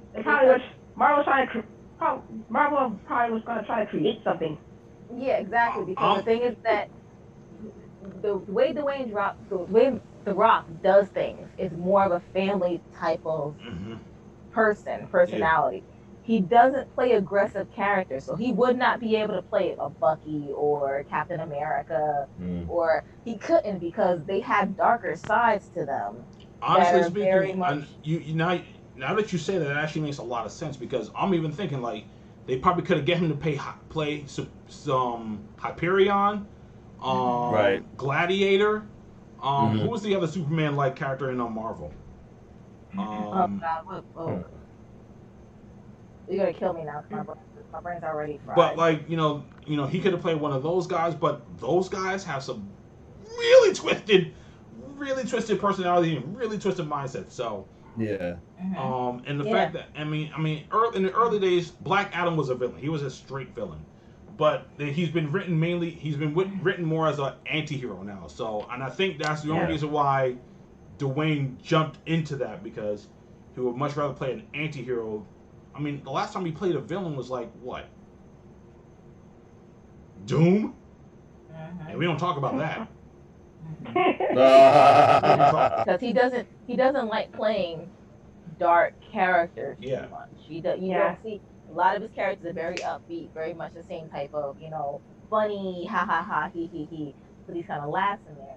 But thank you, Daryl, for telling me. He mentioned Sentry. That's who the other person I was thinking about, Sentry, because it's Sentry, Gladiator, and Hyperion. Those are like the Marvel equivalent to Superman. Thank you, Daryl. I was thinking. Yeah, go ahead, Daryl. I was thinking of Wonder Man, but. There goes Harold as Black Adam, the costume he made himself. I'm gonna be very interested to see you on Black Adam's costume. I'm gonna be very interested in that. That was when I was in much better shape, y'all. But yeah, it will be interesting to see because we don't know anything about it right now. It's literally the teaser. The trailer we got was a teaser trailer. It wasn't even a true trailer. Exactly, and it was literally just still shots, kind of like animated pictures. It wasn't even like a full on like teaser trailer. It was just him talking, him giving us his voiceover, and that was pretty much it. So, I mean, I was excited for him to play Black Adam anyway. Only if it's the possibility that him and Henry Cavill Superman are either going to fighting at some point, which they probably are. I mean, let's be real. So yeah, do you remember that wonderful photo with where Dwayne Johnson and Henry Cavill were just sitting there chilling, having like a couple of glasses of bourbon? Or I shared it. Yeah, I shared it on Instagram. I saw that like a long time ago. Yeah, as soon as I saw that, I was like, it's about to go down. And Dwayne Johnson does not do BS. No. He's gonna be hands on. He's gonna do his research. That's the one thing about it. He bulked up a lot for this role. But he just bulks up anyway. Nice. No, that's what he does. Apparently, from what I was reading, is that he had to actually bulk up a lot more because he didn't want to use padding. He didn't want to use any type of padding. He wanted it all to be his body. He would have never needed padding anyway. This guy's workout regimen is like ridiculous, man. He's probably gonna have the muscles coming from the neck all the way into his shoulder, like that. I'm like, we're gonna see him next time, and he's gonna be walking like a bulldog. Yeah. Dwayne Johnson is gonna do for DC what he did for the Fast and the Furious movies. Trust me. Yeah. That's where it's gonna be. Because that's really what it was when Marvel. That's what Marvel did well. Marvel was able to put good-looking people into roles that fit them perfectly, that fit their characters. They were all good-looking. Let's not kid. Like, every single one was a good-looking person that fit their role perfectly. Like that's one of the things. That's one of the biggest things I'll give credit to Marvel. Like their casting, and I tell Tanya this all the time. Their casting is like superb. Like, who would have ever thought Robert Downey Jr. could pull off an Iron Man like that? A character that I never cared about. I never cared about Iron Man. All 5'8" of them. Like I never cared about Iron Man. I never in my life cared about Iron Man. And Iron Man was a B-list. Iron Man was a B-list character. Exactly. Now he's totally A. And it made you care about the character a lot more than you necessarily would have in the beginning. Like when they casted Chris Evans as Captain America, I was like, you mean a Human Torch? Yeah, that's what he was. Exactly what I said. And then I saw him and I was like, okay, he got it. He got it. And it just went down. It went down the list. It went down, and all of a sudden you're like, oh my goodness, like what is going on? From Black Widow to Hawkeye to Thor to Loki to the Guardians of the Galaxy, Tom Holland as Spider-Man. Like they're casting. I don't think they failed in casting yet. I don't think every person fit. Every person, even you go on a Black Panther. Come on now. Mm-hmm. Well, with the exception of the person I can't stand, but whatever, But you're casting, like I said, you're putting beautiful people into ugly roles, and it works. It works, and you're like. I can't, but that's what DC needed to start doing, is that you needed to start casting. And I think they learned that with Wonder Woman. Yeah, Start casting beautiful people in roles that make them do more work. Yeah. Right. Now you're understanding, okay, we can do this. We can make this work. You did the same thing when you went to Aquaman. Beautiful people makes roles. Like they're going through inner turmoil. That whole idea, perfect. Like I'm giving credit to DC now. Like don't get listen. Let me just tell you right now, Henry Cavill as Superman, perfect. I'm gonna go on and say that it's perfect. He has the right build for it. He has the right face for it. He looks like Superman. Yeah, he has the right look for it. He looks like Superman. Like when Ben Affleck got casted as Batman, I was like, what? Yeah, but that's the Batman has always been an issue. Batman has always been the problem because you always have one or two things. You have somebody who play Batman really well, or somebody who play Bruce Wayne really well. Yep. You never have both. Yep, you're right. That has always been one of the biggest problems with Batman. Because if we look at it, Michael Keaton. I feel like Christian Bale was a better Bruce Wayne. Michael Keaton's Batman was better than his Bruce Wayne. Mm-hmm. Yeah. Christian Bale's Bruce Wayne is, I'm gonna say, definitely way better than his Batman. Totally just said that 10 seconds ago. I know. Yeah, no, that's what I didn't hear you. That's why I was like, what did you say? I was like, yeah, that's correct. Val Kilmer doesn't get a lot of credit. I'm gonna say that right now. His Bruce Wayne was spot on. He doesn't get a lot of credit, and I'm tired of people not giving him his credit. Val Kilmer did a really good job as his Bruce Wayne. His Bruce Wayne was spot on. Like, you want to talk about spoiled, entitled, rich? That was him. And I'm not just saying that because I have a soft spot for Batman Forever. I really think Val Kilmer did a great job, and if they had given, and if it was written better, yes, he still would have been Batman. I think I think he would have been Batman in Batman and Robin, but we know what happened with that. Yeah. But it's like, but the thing is, again, it's, you know, it has never been one. That was one of the only problems with Batman. You couldn't find somebody who could play both. Mm-hmm. It was always one versus the other. Because pretty much it's a very versatile character. Right. And I'm so because Bruce is not the mask. Bruce is the mask. Bruce is the mask. Yeah. Batman is the character. Batman is who he really is. Batman is who he really is. Exactly. That's what I'm saying. I mean, looking at like Ben Affleck right now, like I know a lot of people like just keep writing him as he's the best Batman. I'm like, that's up for debate. I couldn't get past the fact that he looked the same age as Alfred. If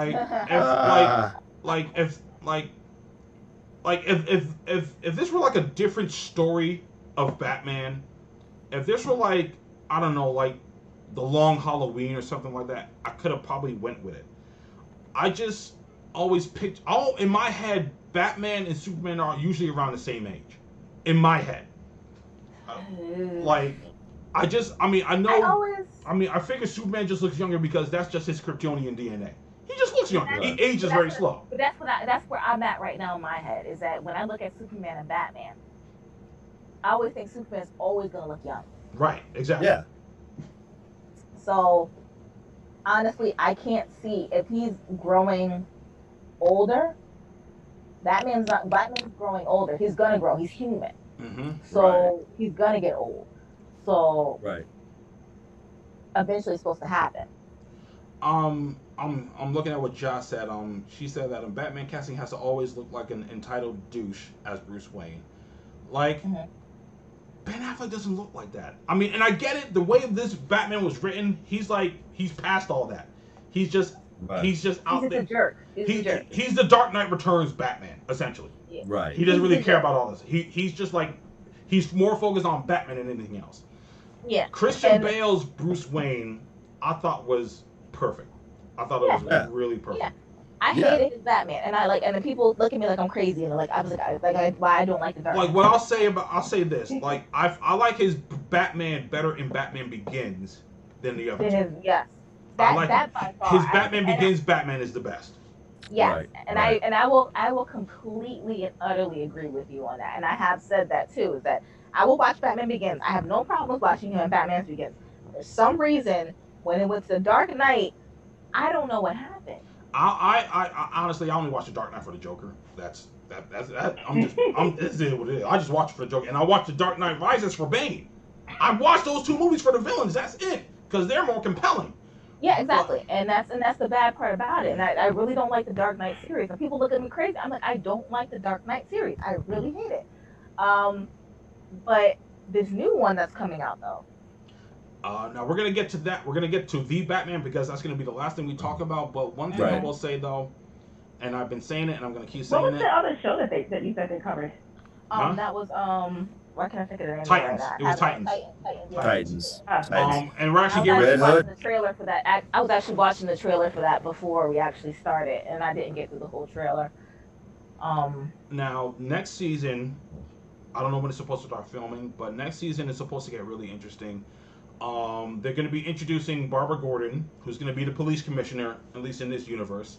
So she'll be introduced. Jason Todd, who I thought was actually portrayed pretty well in the series, he's going to make his great. Yes, he really was fantastic. He's going to make his transition into the Red Hood. Now, as we all know, in the comic books, he only becomes the Red Hood after he is essentially killed and brought back to life. That's when he becomes Red Hood. But since the Joker doesn't exist in the Titan universe, he's dead. Wait, is he dead? I don't recall him being dead. Since the Joker hasn't really made his appearance yet in this universe, I'm pretty sure they're gonna transition him to the Red Hood in a different way. And the Scarecrow, I'm assuming he's gonna be the main villain of the 3rd season of Titans, so that's gonna be interesting. Like, I enjoyed Titans, although I didn't really dig the season finale of last season. I didn't like the way Donna went out. I didn't like that at all. I thought that was a very cheap way to get rid of her character. A character like her going out like that didn't make any sense to me. It really didn't. And the debut of Nightwing was just it kind of fizzled. I was really looking forward to, like, this is freaking we've been waiting for Nightwing to show up in some kind of live action format, and he shows up and it's like, I think it would have worked better if he had shown up in the beginning of the season, not the end of it. If he had showed up in the beginning of season 2, that's when it would have been okay. But like season 2 was kind of all over the place. Like, the person who got to play Bruce Wayne, I was like, why is he so old? Yeah. Like, he looked like Alfred. Right. If we're gonna be honest, he looked like Alfred. He had thinning hair and all this other stuff. I'm like, no. But couldn't you just sit down and have, you know, like when Dick Grayson and Bruce Wayne were talking, couldn't you just sit there and just watch them talk? That's true, though. I did enjoy that. I enjoyed the conversation. Like, I did enjoy that. So, but like, I'm looking forward to season 2. I'm just gonna be interested to see where they go. Scarecrow's a unique villain to put in live action. I love Scarecrow too. That's like my second favorite character. Like, Gotham kind of did okay, but they kind of just like threw him to the wayside eventually. Yeah, like, you know what's kind of funny is that I finally started watching Gotham for the first time ever in my whole life. Like, I'm having such a hard time. I would say you can kind of skip. I struggled through Gotham. Like, you to can. the end. I would say you can probably kind of skip the first season. I think relatively, you could probably skip the first season. Like, maybe like the first couple of seasons. Like, I can't. It's been a while since I watched Gotham, but you know. Yeah, because I'm so focused on Penguin right now, and I'm just like, come on now, just make this stop. But but I'm struggling. It was my favorite part of the show, but other than that, I kind of really struggled with it. Oh, I'm gonna go on record to say this also. Jerome Velasca and Jeremiah Velasca made great Jokers. Even though we couldn't call him the Joker in the series, we all knew we all knew they were both the Joker. And they did a very good job. And a lot of people don't talk about Cameron Monaghan's portrayal of the Joker in the series. I thought he did a really good job. Real quick, Daryl asked, what did we think about Titan's version of Deathstroke? I actually liked him. I liked the Deathstroke. I like Titan's Deathstroke, actually. It's funny. I mean, I actually like both Arrow's version of Deathstroke and Titan's version of Deathstroke. I like them both. Yeah. Honestly, like, they're both even for me. I really like them both. Josh says she really wanted to like Titans, but the pacing made it really hard. Season 2's pacing really kind of took me out. The first season I was able to hang with, but the second season, yeah, there was a lot going on. And Raven was kind of killing me. Raven, yeah, she was kind of killing me during the season. But I'm gonna watch the third season, which is most likely gonna be on HBO Max, because I guarantee you by the end of the year, the DC Universe streaming service, that's gonna be gone. I guarantee you by the end of the year, it's done. It's done. Yeah. Most of that stuff you see is transitioning already. Yeah, they've already started. I mean, I believe Titans is already on HBO Max, right? Yeah, it is already. Titans, Harley Quinn. They're probably gonna. I don't know if they're gonna move their other stuff like Swamp Thing and all that. But Doom Patrol's gonna go there. So yeah, they're already making their transition. So by the end of the year, trust me, the DC Universe app is gonna be gone. It's gonna be gone. Yeah. I think that was the plan originally, because the subscription service was not that great in the first place. Well, but it's like I said before, my thing with that is, like, how are you going to call this a streaming service but you don't have your whole entire catalog on there? Exactly. How come? Why is that was the same thing with Disney for a while. Disney had the same problem. Disney was the same thing. If people weren't getting it for free, I think a lot of people would not have subscribed to Disney right after that. my thing is like, why isn't the Dark Knight trilogy up on the DC universe? Uh-huh. Where's Man of Steel? Where's Batman v Superman? Where's the whole Exactly. DCEU? Where are they at? Why are they not up here? And it's like, Right. for people that don't own those movies, they're gonna look for here to watch them. Yeah. Exactly. So it's like, I don't know, but like I said, by the end of the year, it's gonna be gone. It's definitely gonna be gone. You know what? I think the setup on HBO Max is a little bit easier to navigate. It is. Because everything's kind of set up in different things. Like they even have sections for Black superheroes. Come on now, like you legit. That's all you want to watch. They have a section for it. So yeah, it's a lot easier just for you to kind of find what you need and find what you want on the actual HBO Max website. So their interface is definitely better. It's way better. Way better constructed. Even on and like you know how it's sometimes on your when you go on your laptop, it looks different. When I'm on the PlayStation, it's just as easy. Yes, and it is. What I love about it. It's just as easy for me to navigate on the PlayStation. Mm-hmm. So, which you like Netflix to me is very hard to navigate on the PlayStation because it's just too much. Yeah. Mm-hmm. You know, I think they made it a lot easier. I think they made it a lot more. And it's going to be better for them, honestly, because you're paying more for that subscription anyway. Yep. Yeah. So yeah, once it's over with, I'm definitely going to be deleting it. I'll probably delete it before it even disappears, because once they've transitioned all this stuff, all the catalog to HBO Max, I'm just going to delete it. I'm going to delete the service. Because I don't really read comic books from that thing. I'd rather just go to the store and go buy them. I'm not going to read it, like, on screen. Yeah. You know, so, I mean, Josh said, I'm glad I'm leeching off my brother for DCEU. Hey, man. In fact, it's funny because I shared my DCEU's password with the cast of Young Justice. Well, for my fan film, but we're going to get into that a little bit later. But, you know, I'm going to tell them, like, yo. And that's the other thing, too. Like, we have to wait for all these animated movies to come up on the service.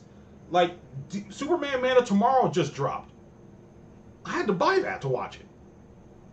Like, when it should have been like here's what it should have been.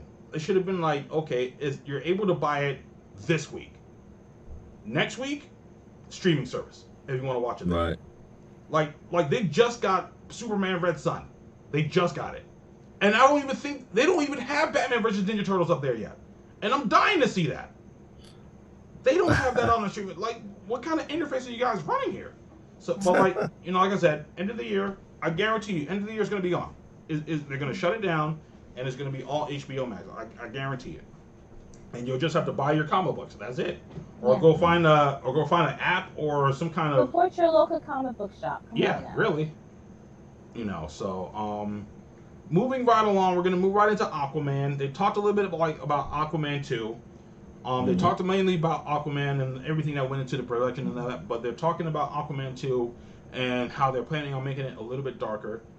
They haven't revealed who the villain's going to be just yet. But, excuse me, I just want to throw that out there. I enjoyed Aquaman a great deal. I hope they delve a little bit deeper into some more story.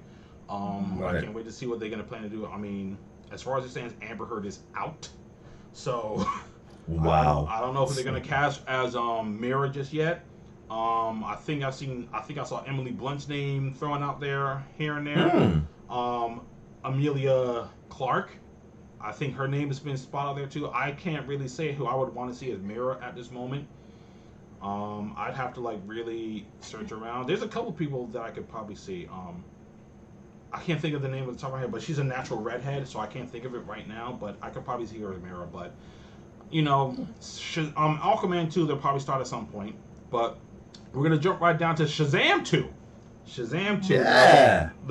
Most of the cast of Shazam, they were up there on the panel. Zachary Levi, he was up there, and they were just having fun. You know, I believe the title of Shazam 2 is what is it? Something of the Gods. Is yeah. I don't think it was. It was Fury of the Gods. That's it. Shazam 2, Fury of the Gods. So I don't know who they're going to be tackling at this point. No, Black Adam's not going to. Black Adam's definitely not going to show up yet. We probably won't see Black Adam until like a third movie. Yeah. That's probably when that's going to happen. Yeah, and Shazam 2, I looked it up too. I was looking for information on it. So there's not much. Yeah, there's not much on Shazam 2. Although Sinbad showed up for the panel, which I thought was funny. Yeah, they were laughing. They're like, but no, he's not going to be in the movie. I was like, come on, you can't give him a cameo. I hope he's in the movie. I really want Sinbad in this movie. He needs to be in this movie. I miss Sinbad so much. The streets need Sinbad to be in Shazam 2. The streets need it. Even as a cameo, just even as a quick in and out, like. If it can make it for him trying to deny his Shazam movie that came out years ago, I'm all for it. Yeah. Anybody that says that movie existed. Like. I saw it. But we need Shazam we need Sinbad in the Shazam movie. We just need it. I don't care what he plays, just put him in it because it's just gonna make the movie that much better. It's probably already gonna be good. You should put him in a scene where he asks like, "What are you?" and he says something like, "I'm Shazam," and he's like, "Isn't that a movie that came out like a couple years ago with Sinbad in it?" We need it. Should come up. We need it. We need it. Yeah. We need that. We need that. DC, if you're watching, we need this. We need that scene. We need that scene specifically. We need that. The streets, all of Geek and Nerdom all over the world, we need this. Please put Sinbad in the movie. Please put Sinbad in the movie. I'm 100% behind that, bro. 100%. I mean, again, like I said, there wasn't much that they shared. They just shared the new title of the movie. That was pretty much it. So Shazam 2, Fury of the Gods. It should be fun. It should be a nice little fun ride. The first one was fun, so I'm definitely going to be down to see it. That's going to lead into the next game. The game that I'm really interested in. Suicide Squad, Kill the Justice League.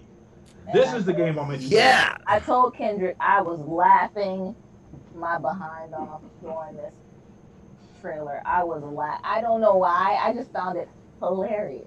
So basically, for those of you guys don't know, and I honestly think this is like the true sequel to the Arkham games. I think this is like the official sequel. So essentially, Task Force X, which is comprised of Deadshot, Harley Quinn, Captain Boomerang, and King Shark. They are essentially tasked with helping to destroy, which is a Brainiac invasion. It's a Brainiac invasion. And apparently he's infected the Justice League. The trailer itself is hilarious. So they're beating up, Beta, Brainiac's Betazoids. They're beating them up, taking them out. And then, of course, Superman shows up, holding a soldier. The helicopter blows up first, and then they see somebody standing there with a soldier in their arms. They realize it's Superman. And it's Superman, and they're getting ready to probably just run, but then Superman vaporizes the soldier, and then they realize oh crap, Superman's gone bad. So now they realize that they have to. Amanda Waller is basically tasking them with taking out the Justice League. Now, they didn't give us too many details, and as far as we know, it's just Deadshot, Harley Quinn, King Shark, and Captain Boomerang. That's all we know. We don't know how it's playing, what the gameplay looks like, nothing like no that. Gameplay. It was literally just a trailer. So we don't know if any more Suicide Squad members are going to be put in. It would be cool if they are, but we don't know for sure how it's supposed to go. We don't know if it's just a core, if it's the core of the Justice League, if it's Superman, Batman, Wonder Woman, Flash. We don't know who else is going to be in there. We don't know, but it's going to be a fun game. I honestly feel like it's going to be a fun game. I don't know who I'm going to be playing actually. I'll probably be going with Captain Boomerang first, just to give him some love.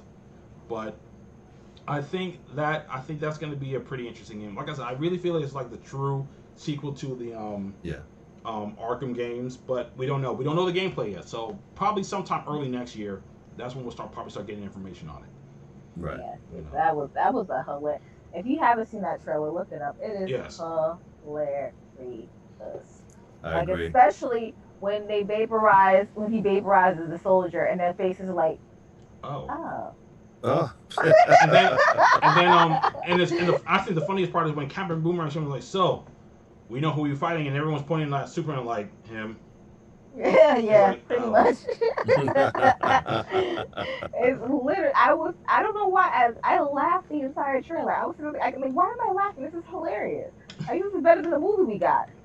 Yeah. So, This. actually, to be honest with you, that game plus the 2 Suicide Squad animated movies we got were probably better than the live action movie we had. Oh yeah. Assault on Arkham and Suicide Squad Hell to Pay. I enjoyed both of those. Yeah. Those were both good. You know, so but Oh yeah.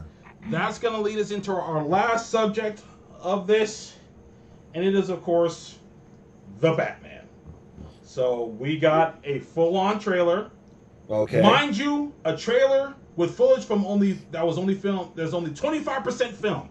Matt Reeves only filmed 25% of the movie, and we got the trailer that we got.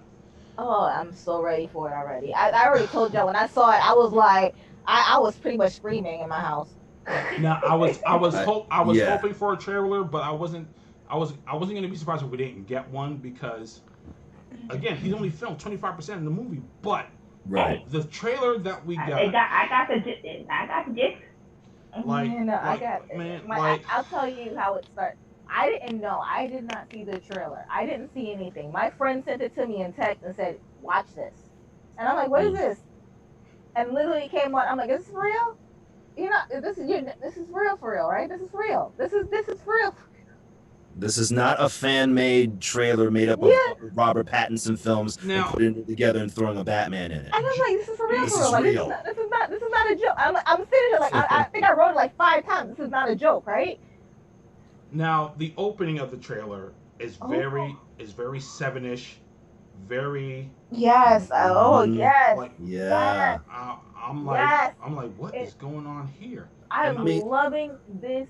If this is the way it's going to be the entire film, I am already in love with the film. The All music. you hear is just tape unraveling and DC in red, Warner Brothers in red, and I'm like, Yes. what is this? Yes. Is this the Yes.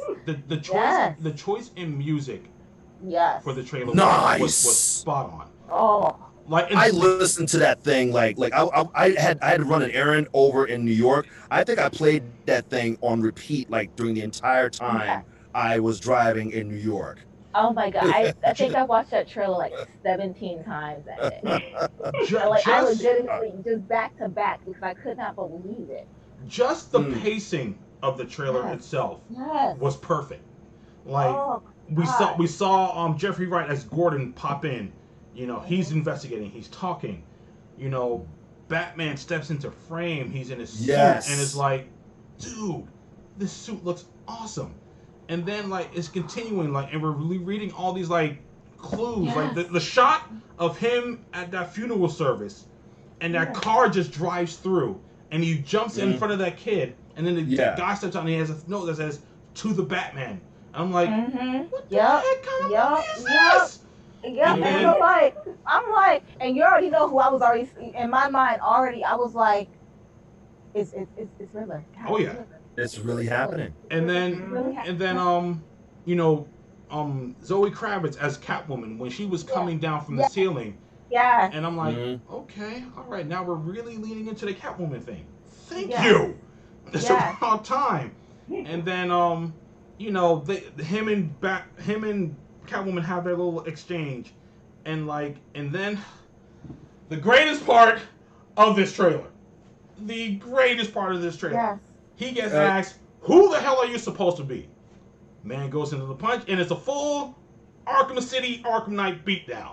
Like, smack up, arm break, more smacking, and then punching on the ground, and then he utters the word in a very, very good Batman voice. Yes. I'm vengeance. And I'm like, and I just threw the towel in. I was done after that point. Yes. I mean, I was, the Bat quadruple pimp smack. oh.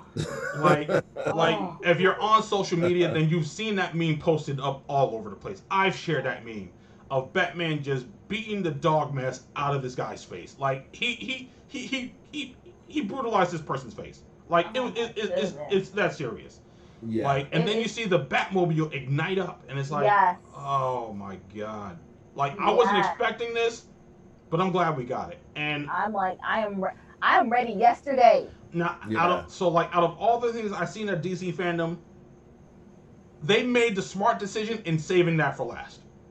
they Oh, definitely made the of smart course. decision in saving that for last. That was exactly what they needed to end the show. That Like was the everyone who keeps doubting Robert Pattinson, I'm like, you gotta let Twilight go, people. You have to let that go. Yeah, and you know what it is? And you know what it is? I legitimately held on to it too. I'm not gonna lie. I held on to Twilight too. Don't get me wrong. But that trailer made my heart flutter. I said, "Oh no, no, no, no, no! This is beautiful." Even This the is end, art. even the very last shot where he's taking off his cowl, and then his face pans up, and you see like the black eyeliner around his eyes. Yeah. No other movie did that. Even though And he then- wears eyeliner around his eyes, none of the other movies did that. Every And time he then- takes off his cowl, it's like the eyeliner's gone. I'm like, what? Yes. And the thing that I loved the most that they made sure you knew who the villain was gonna be Mm-hmm. when they dropped that 2021 Yep. That was a perfect And yet- touch. and the perfect touch on that one. Your question marks. I And said, And then Yeah. and it's funny because people were like, what's the question marks about? I'm like, you don't know it's the Riddler? Come on, people. Done. Like, Done. How long have we been Done. Batmaning? Huh? and I said, how How many we times been- I said he is such an underrated character that people take him for granted, and I wanted Riddler in a movie so bad. Other than the one that we got. Mm-hmm. Rewind back to a certain episode that I did about my idea for a Batman film that I would Mhm. make it the Riddler. Uh-huh. But my visual of the Riddler was a little bit different. But let's talk about this particular Riddler. Does he not kind of resemble a certain character named Hush? Oh, hush, hush. Now remember what I said. Hush in the comic books is a completely different character than what we got in the animated movie. I don't know Yeah, why they but made that's that why change in the people are animated. that's what people are questioning it Yeah. because people are kind of at this point. It's like, is it going to be the Riddler? Is it going to be Hush? Is it going to be both? Mm-hmm. Like people are now questioning it because they think that we might possibly get a twofer. Mm. I really just hope they just stick with the Riddler. And I really think with the direction this way is going, this Riddler is about to be insane. Yeah. Yep. And I'm like, If I'm going to be honest with you, I think my favorite iteration of the Riddler is from the Arkham games. yes. Yeah. He's my favorite Exactly. iteration of the Riddler. Because he's the true. It's like it's pretty much like the Mhm. what you would see in the actual comics, what you would envision when you would see a modern day Riddler. Yeah. Right. Right. Not even a Riddler, in a modern day Enigma. Yes. Not even Riddler. Mhm. A modern day Enigma in the comics. So basically, what you would see him as now. That's the way I envision Riddler. Now, I'm curious, since you just started watching Gotham, I'm curious to see what your take on Edward Nygma, of that version of Edward Nygma will be. I'll see. That's another reason why I started watching Gotham. That was part of a major part of why I started watching Gotham, because at this point I'm like, you know what? I need to see it. I need to see what everybody else was talking about, and I just need to get on it, especially because now I have a little bit more time Mhm. to kind of watch it. So we'll see when I get there. Yeah. We'll see when I cross that bridge. But I mean, this is going to be very interesting to see how this plays out. Mm-hmm. And Right. to see how they do this, because I am super excited for this. I am like you know me already. Mm-hmm. I'm way too excited for this right now. I'm way too excited. Enigma. I'm not convinced. I mean, we only saw like 2 seconds, but I'm not convinced of him as a Bruce Wayne yet, but we'll see. Yeah, well, that's the only thing we don't. But I'm not sure if we're gonna get him as a complete Bruce Wayne. Like, I don't know if we're gonna get too much Bruce Wayne out of this one. If that makes it, because it makes it seem like this is more like a detective style, who done it type stuff. I need to figure out who did this, because that's what it does. It reminds me of like Almost 7. Like, I need to get revenge. I need to find this person. I need to get this person. I need to, it kind of feels that way in the trailer. And I want to see when they put out a second trailer for it, when they actually finish the movie, what the actual end result for that trailer is going to look like. If we got more Batman and Bruce Wayne, I think I'd probably be okay with it. But I do want to see how Robert's Bruce Wayne turns out. I do want to see that. Like, as far as this Batman is concerned, I'm sold. I'm already sold on this Batman. Like, Yeah, you don't need to convince me anymore. Like, I have to admit that when I first saw the suit, I was, okay, that's different. I like the rest of the suit better than I did the cowl. But and then with Robert Pattinson, unfortunately, I'm sorry, I fell into that bandwagon of the whole Twilight thing, and then It's too easy. and then some people were talking about his hair, the way he kind of had like a Leon Kennedy kind of a look to it, but I was very surprised. It was almost like the Michael Keaton effect. Yeah. People were like, Michael Keaton, then he killed it, and now we're probably going to get something really special. We're going to get something It's funny. really special. Without seeing any of Robert Pattinson's other movies, I knew that he was a better actor than how he portrayed himself in Twilight. I mean, I think I don't know. I have seen a couple of Robert Pattinson interviews, and I don't know, just his demeanor, the way he carried himself, it's like. I think he was a better actor than that. And a lot of people were saying that, and it's funny because I think he's admitted himself that, like, listen, I don't need the Twilight to get some money. I'm trying to get paid here, but like then he went on to do other things like The Lighthouse, and a whole bunch of other stuff. Like there was like one movie where he like literally looked like Bruce Wayne throughout the whole movie. I forgot what the name of that movie was, but it's funny because when he first got casted, everybody's like, dude, the dude from Twilight. I was like, you know what? I'm gonna give him a chance. I'm gonna give him a chance because you know what? I'm pretty sure. I was like, you know what? He might be able to pull it off. I'm like, go ahead, Robert. Look, let me tell you something. If Wanda from In Living Color could win an Oscar, then anybody could do anything. So. Oh. And it's funny because for the longest time I've been saying it, and I'm gonna keep saying it. I really would have loved for Scott Adkins to be Batman. In my mind, that's the person who has the look and the skills to be Batman. They'll probably never give him Batman, but I mean, and I seen his audition video. I don't know if you guys ever saw it. It was good. I thought it was great. I thought it was pretty good. It was a good audition video. It is what it is. Like even before Ben Affleck got casted, I always felt like Scott Adkins. I always felt like Scott Adkins should have been Batman. Yeah. I mean, I think people are equating Ben Affleck to being a good Batman because of the fact that he was big. And he was like he was like towering. And then there was that fight scene. Mind you, that fight scene in the warehouse was a stunt double. I should know. Yeah. I'm friends with the stunt double on Facebook, okay? So, but like, people kept complaining about Robert Pattinson not being huge. I'm like, you do realize that Batman wasn't never meant to be huge anyway. No, he wasn't meant to be a big guy. He was basically, he was a taller man. Exactly.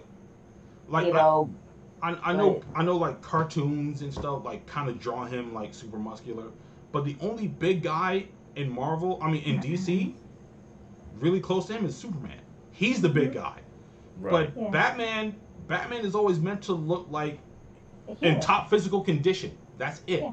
He didn't need to be super huge. He just needed to look like he was in top physical condition to do what he does. Exactly. It's funny because I got into an argument with a friend on Facebook because he didn't like the trailer because he didn't like that fight scene that happened. He didn't like it. In his mind, and I think Harold, Tani, you know who I'm talking about. He felt like Batman wasn't moving like a ninja. And you have to remember.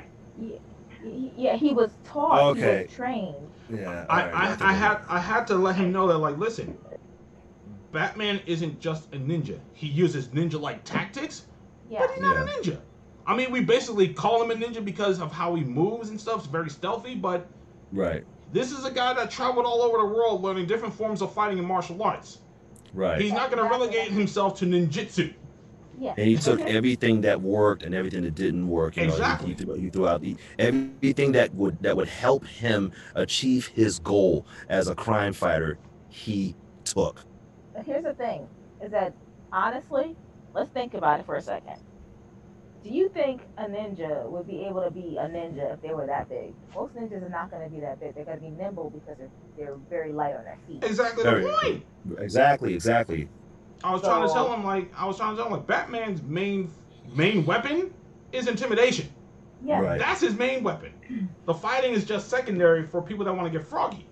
But because what was I just thinking about? But I'm like, dude, like you're reading way in too much in this stuff, and you obviously don't know too much about it, so you probably shouldn't talk. Don't talk about this subject anymore, especially with me, because as much of a Batman fan as you are, I am much more of a Batman fan than you are. Because I guess There I you didn't go. see that post because I probably would have went off. it was a separate one like that I jumped in. I was watching and I was just like, okay, this has got to stop because this is really ignorant. I have to stop this. One thing I will say, another thing that definitely took me surprised about this trailer was Colin Farrell. Yeah. I didn't even recognize Colin Me Farrell. neither. Well, you know, Yeah, but me here's the neither. thing. I love Colin Farrell for that reason. Mm-hmm. He actually has done a lot of things that people do not realize that he was in because he's actually a legitimate, serious actor. Yeah. He's legitimately good at being a serious actor. But people don't take him seriously. A lot of people do write him off for some reason. I don't know why. People don't take him seriously. Colin Farrell is a ridiculously good actor. Mm-hmm. And I have learned that through time. Because there's movies that I've seen him and I'm like, that was Colin. But again, it's because I don't know why. People just see him as comedy.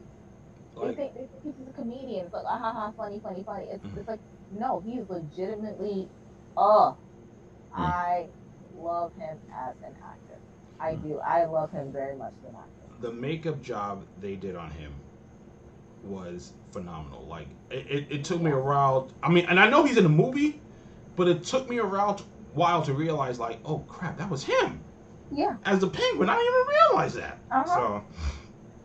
I can't. I am so excited to see this. You have no idea. No idea. I can't wait for this movie. We're gonna be there first day. Probably. I don't know. I might actually risk going to the movie theater to watch this. Hey. Let's think about that for a second. Yeah. So like, I'm excited about everything from DC Fandom, but the Batman that was definitely the icing on the cake. That did it. And just reading the comments here. Smoking Man said that he was shook when he saw Robert Pattinson do what he did. Yeah, I was shooketh. Like the fight, the warehouse fight in Batman v Superman is still one of my favorite Batman fights. I enjoyed that fight. One of my biggest gripes with the Dark Knight trilogy was the fighting style that they gave him, and I tell anybody that I didn't like the fighting style that they gave him. But this short fight scene that I saw right now, I'm like, yeah, that's Batman. That's Batman. That's what he does. Yeah. I know the joke going around right now with Batman, he's always beating criminals up and then asking them to talk after, and they can't talk. That's the right now.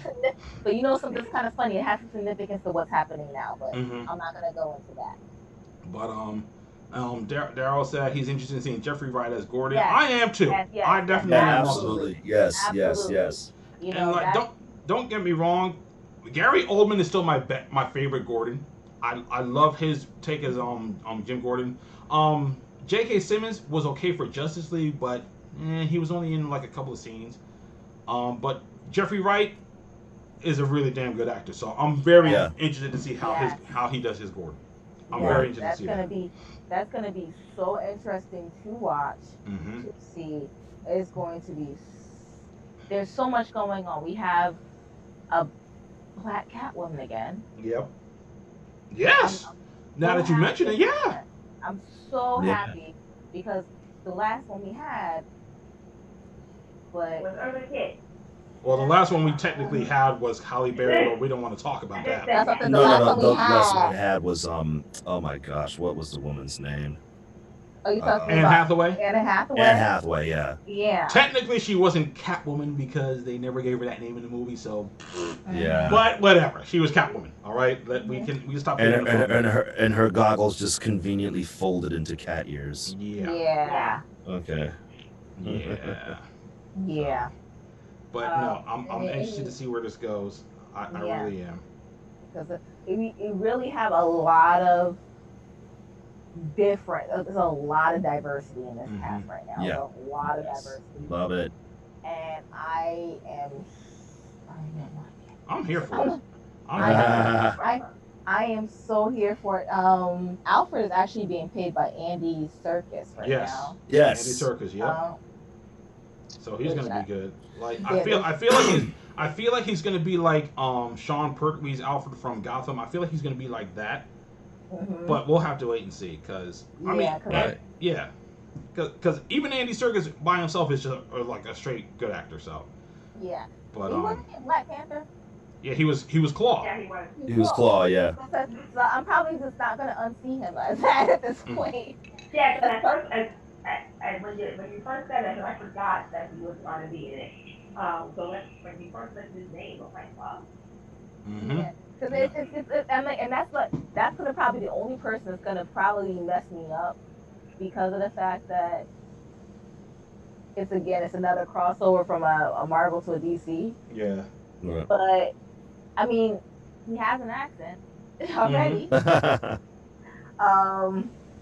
He's English, so it's gonna come natural to him. So Yeah. that's gonna be very much, interesting to watch. It's so diverse. I'm looking at the cast now. It is so diverse. This movie is going to surprise a lot of people, because there's still a lot of people that are doubting him. There's still a lot of people that are doubting Robert Pattinson for this. I think you guys are going to be really surprised at how well this movie does. Paul Dano. Well, yep. And he looks creepy enough to play the Riddler. Yeah. So Yeah. I don't remember who's supposed to be. Oh, John Turturro's supposed to be playing Falcone, I believe. Carmine Falcone. Yeah, he's playing Carmine Falcone. We didn't see him in the trailer, but we'll see him eventually. Yeah. So yeah, Riddler, Penguin, Catwoman, and Carmine Falcone. This ought to be good. This ought to be really good. And I really hope they lean into the detective thing. The Dark Knight trilogy kind of did it. Mainly Batman Begins and The Dark Knight. The Dark Knight Rises, not so much. But I really want them to lean into the detective thing with this one. I really want, and they are. From what I've read, that it's going to be more of a more of a detective noir, but it will have action in it, of course. Because from what I understand, this is supposed to be like year 2 of Batman. Like this is like his second year as Batman. So, like Batman Begins was almost like a year 1 type deal, kind of sort of. Like it's like an offshoot of year 1, but this is like he said it's going to be like a straight like year 2 of Batman. He's going to be in the second year, so yeah, I'm really ready to go. I'm ready to see it. There's also a character in there. I'm actually reading about her. So I was actually looking. I'm like, who is this character? Jamie Lawson's character. People are trying to decipher her, because I was looking at the character's name. I was like, I don't remember a character by the name Bella Real. Or Real, with the accent on the A. And I'm reading about her, and they're saying that there really isn't a character like that. So they're saying that might go into that detective noir type of thing, almost like a red herring type of situation. So I'm wondering what they're going to do with her character, because they legitimately made a character for her. Wow. So I'm wondering what's going to happen. It's really interesting. Like, looking at this cast now is making me like wonder what's going to happen, what they're going to do, how the storyline is going to actually play out. And you have a couple of people that are actually named in the show, but they don't have who they're playing. So it'll be interesting to see what goes on with them. I am more excited than I should be for this movie. Way more excited than I should be. Like, I wanted to be out like 3 days ago. Yeah. Like, I probably would have took a train down to a state that has a movie theater open right behind you there. Exactly. I would. Amtrak would have got my money. AMC would have got my money. Everybody would have got my money. Just a quick side note. They did talk about the Flash a little bit more. Mainly the Flashpoint movie. They did talk about that a bit. We all know that Ezra Miller, he's going to be continuing his role as the Flash. Michael Keaton has already signed on to play an older version of Bruce Wayne. I don't know if he's. I mean, from what some of the pictures that we've been seeing, he is going to suit up. But I mean, those are just that's just concept art. They've already talked about the Flash already getting a new suit in the Flashpoint movie. More than likely, it's going to be inspired from his meeting with Grant Gustin's Flash in the crossover, because they did acknowledge that does happen. So more than likely, and I told Tiny this. So more than likely, Grant Gustin will probably make a cameo appearance in the Flashpoint movie. And that'll probably be sweet. And that'll probably be that would be awesome. And that's probably going to be the moment that solidifies the connection between the DC Cinematic Universe and the DC Arrowverse. That'll probably be that moment. I mean, for all we know, the Flashpoint movie can be the thing that connects everything: the DC Cinematic Universe, the Arrowverse, the DC Universe shows, the animated universe. It might connect all of those things together. But, and that's brilliant. Yeah. I mean, Ben Affleck has. That's brilliant. Using the Flash and his Speed Force ability. Yeah. It's funny because I said that before. I said that I would guarantee you, and this was at a time where the DC movies were like failing. I said I guarantee you they'll probably use the Flashpoint movie as a way of kind of rebooting everything. Yes. And not only that, but connecting everything. And when we saw Ezra Miller's cameo in the Crisis on Infinite Earths crossover, that's when I knew. I was like, you know what? They're going to do it. They're not going to do it yet, but they're going to do it. They're going to connect it. They have no other choice but to connect it. Because it doesn't make sense to keep these things separated when you can literally kind of jump in and out of all these different mediums and create a cohesive universe. It establishes the multiverse in DC. So you can have your Robert Pattinson Batman over here, and you can have your Ben Affleck Batman over here. You can have your Henry Cavill Superman there, and your Tyler over here. That would also explain all the reiteration of Joker too. Exactly. Yeah. Exactly the point. Yep. That all these reiterations of Joker and how we have so many different Jokers and how we have so many different, it'd be nice to see. Because the Joker movie, they've already established that the Joker movie is like a Elseworlds story. That's what that is. Right. Even the Batman, that's kind of like an Elseworlds story that takes place in a different universe and stuff. Everything dealing with Batman's younger again. Exactly. So everything dealing with Henry Cavill and Ben Affleck, that's one universe right there. Those movies are in their set universe. So yeah, I really feel like the Flashpoint movie is gonna do that. Again, he's gonna get a new suit. Ben Affleck has signed on to come back as Batman for the Flashpoint movie. If he's gonna be Batman going forward, we don't know. Right. Something might happen at the end of the movie where things converge and Robert Pattinson becomes the new main Batman. We don't know. There's a lot of things that they can do with the Flashpoint movie, as with the actual comic book series. So I'm actually looking forward to the Flashpoint movie too, but definitely the Batman. Batman is at top of the list right now. That's and Josh actually said in the comments, Josh said that she liked that it was a believable Batmobile. This is a tricked out car. A lot of people didn't like it, but I'm like, dude, he can't drive a tank all the time. Come on. What's wrong with the Batmobile? But no, it makes more sense because legitimately, if you're thinking about it, you're bringing these random parts from where to build this Batmobile. He's not building it. Somebody had to have built it and had it shipped over there, so somebody knows he has it. I'm like, whereas if you trick out a car, nobody knows you have it. Exactly. I give Batman Begins credit for setting up a universe where all the stuff he got was stuff that was left over from R&D. The tumbler, the bat suit, all that stuff. Okay, if it's left over, from military contracts that eventually didn't go through. Yeah. What do they want? What do they want? The one-seated cockpit, non-practical Batmobile from the George Clooney movie?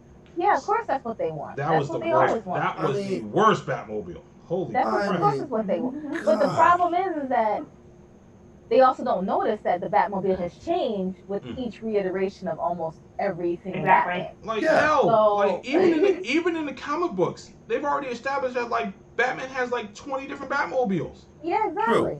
True. He does. Exactly. He does. It's Like so even the Batmobiles from the movies are in the comic book. yeah. So Yeah. it's like, Who reads? Well, you don't have to read pictures, you know. Sometimes you just look at them. Right. I mean, she has a point though. You know, like who's really reading comic books out here these days, aside from me and you, Harold. Exactly. But the thing is, like, some people don't have to read it. Like, if you can go to the store and read a manga, which I know most people are doing at this point, you can pick up a comic book. At least you can read that, you know, left to right instead of right to left. You know. I think most people have been spoiled by the TV shows and the movies to really pick up the comic books. Like me, it's a different story. Like the storylines happening in the comic books are not happening on TV. So that's why I'm going to go out to read them. Like, in fact, Daryl just asked me if I started reading the Joker War yet. Not yet. I haven't picked up any comic book since like April. And that's what I was asking you about that new one. So I was like, what was it, the 4 Jokers that was coming out? So like the 3 Jokers, that's been something that's been in the works for like a couple of years now. So they're finally starting to put pen to paper. But there's a lot of things going on now. Like there was DC Deceased, where the DC universe was under a zombie plague. So there is that. There's again, there's the 3 Jokers thing. There's the Darkest Night storyline happening right now where Batman. There's a Dr. Manhattan Batman out there right now. Yeah. There's a series where Superman's son Jonathan Kent, he grows up. He's the new Superman now. Damian Wayne's the new Batman right now. That's part of DC. So there's actually a lot of comic books that I am backed up on right now, because I'm not going to the comic book shop. You know, I put my pull list on hold right now until things kind of clear up, because I'm not always going to be able to get to the comic book shop to pick them up. You know, so I kind of let's not forget Gotham High. Yes, there's that too. So like I put a lot of I put my DC comic books on hold, my Sonic the Hedgehog comic books on hold. I put a lot of comic books on hold. So until things really start to clear up a little bit more, I'm putting my pull list on hold and then I'll just like get all the back issues. Or you can do one better. You can go to YouTube. There's a channel called Comic Storian who literally reads out these comic books for you. Yeah. You can do that. I'm like, and that's literally the easiest thing you can do. Like, if you don't want to read them, you can literally go there and he reads out the comic books for you. Like, everything. He's done Injustice. He's done Darkseid War. He's done it all. Like that's the next best thing if you don't want to actually read it. If you want to get like an audio version of it, Comic Storian is where you should go. I'm probably going to go there later on this week or something like that to read some of the stuff that I've been missing out on. Watching, and this is just a disclaimer to certain people out there, watching every single DC and every single Marvel film that was ever made does not, and I repeat, does not make you a comic book expert. Say it one more time for the people in the back. Yeah, okay. One more time for the people in the back, please. Thank you. Yeah. DC Watchtower. Yeah, you guys. Just because you watch a whole bunch of DC films, to the Marvel fans, to that particular Marvel Facebook page that I had a real big issue with, just because you watch a lot of Marvel films over and over and over again does not make you a comic book expert. You go to a comic book store, you buy some comics. There's even a website that says it's called Read Comics Online. If you don't want to go to a store, you can go ahead and download them. I mean, I wouldn't suggest that you just download a comic book without paying, because I would never do that. All right. Anyway, but listen, educate yourself and read up. They have omnibus. They have omnibus books. They have Who's Who in Marvel.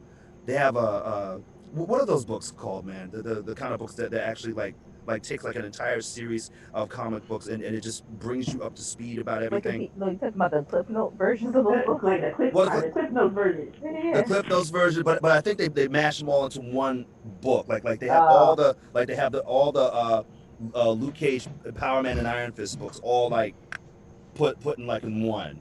Oh. So that way you can really you can get caught up. Go to a comic book store. And quit arguing about stuff that you know nothing about because you only saw the movies. Thank you. Microphone dropped. Real quick before I check out the comments, let me just say one thing. I'm still having this ongoing conversation about the Punisher in my comment section.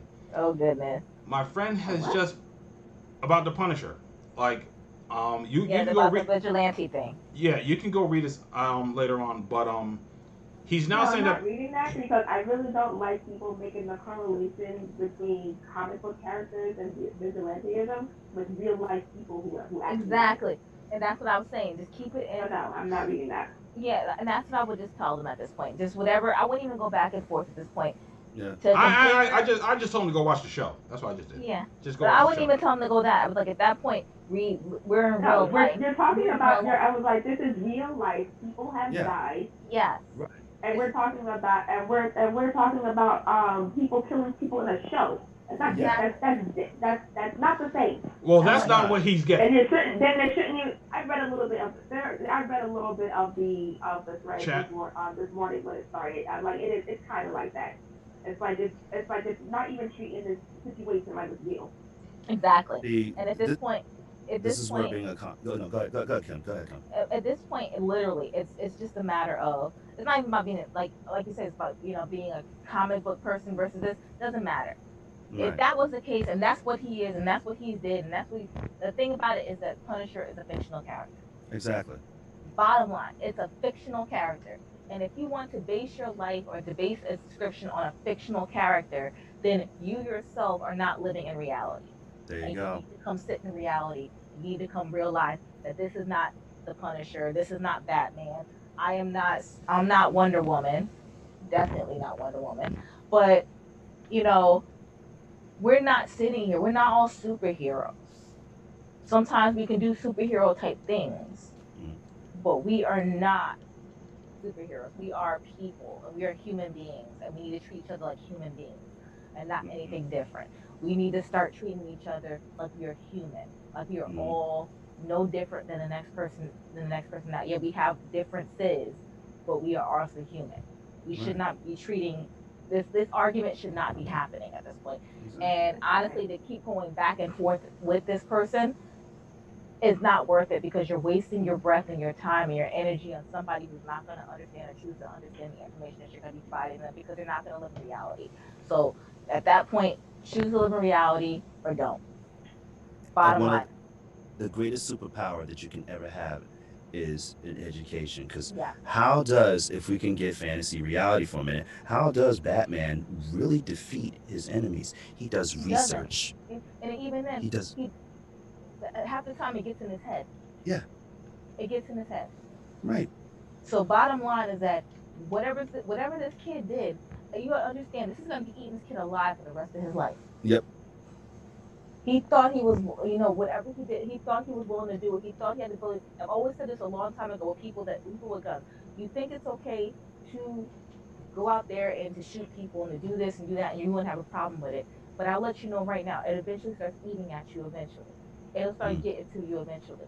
It'll start, and if it doesn't, then something is wrong. Because taking another life is not your choice. That's right. It is not. And there's repercussions and consequences for everything. If you get away with it, you get away with it. It's going to eat you alive. Mm-hmm. It's going to come back to haunt you later. Everything is karma. So at the end of the day, like I said, I wouldn't be wasting my energy, time, nothing on that conversation. And usually I'm good for, even though I'm good for a good conversation, a good back and forth, whatever. But for the sanity of everybody, if he's not going to choose to live in reality, let him live in fantasy world and let him live with his beliefs. It's not worth it. He's not going to change. I'm sorry. There you go. No. That was great. That was great. Did anybody ever catch that one Punisher book, if I can go there for a second, and how Frank Castle saw that these cops had Punisher symbols on their cars because they were they were like fans of the Punisher, they would almost go as far as he would, and Punisher was like, cut it out, you guys are not me, you can never be me, and if I ever even think that you are trying to be me, you will see me again. Well, that kind of happened in real life when they tried to commandeer the Punisher symbol, and Yeah. Marvel had to step in and shut that down. Exactly, and I'm so glad that they did. So glad that they did, because they're not the Punisher. You're officers of the law. You're there to serve and protect. Mm-hmm. But You know. in other news, in the comments, Real quick, And also, speaking of living in an alternate reality, I said, and it's still coming to you soon, we'll be recapping Twilight Zone. Isn't it? we finally started season 2. The first episode was awesome. The first episode was great of season 2 of Twilight Zone. Second episode, which one? I'm sorry, what show? season 2 of the Twilight Zone. Twilight Zone. Yeah, Twilight Zone. We started that. I still haven't finished the first season. Oh man, what is going on? We're just falling behind on everything. What is this?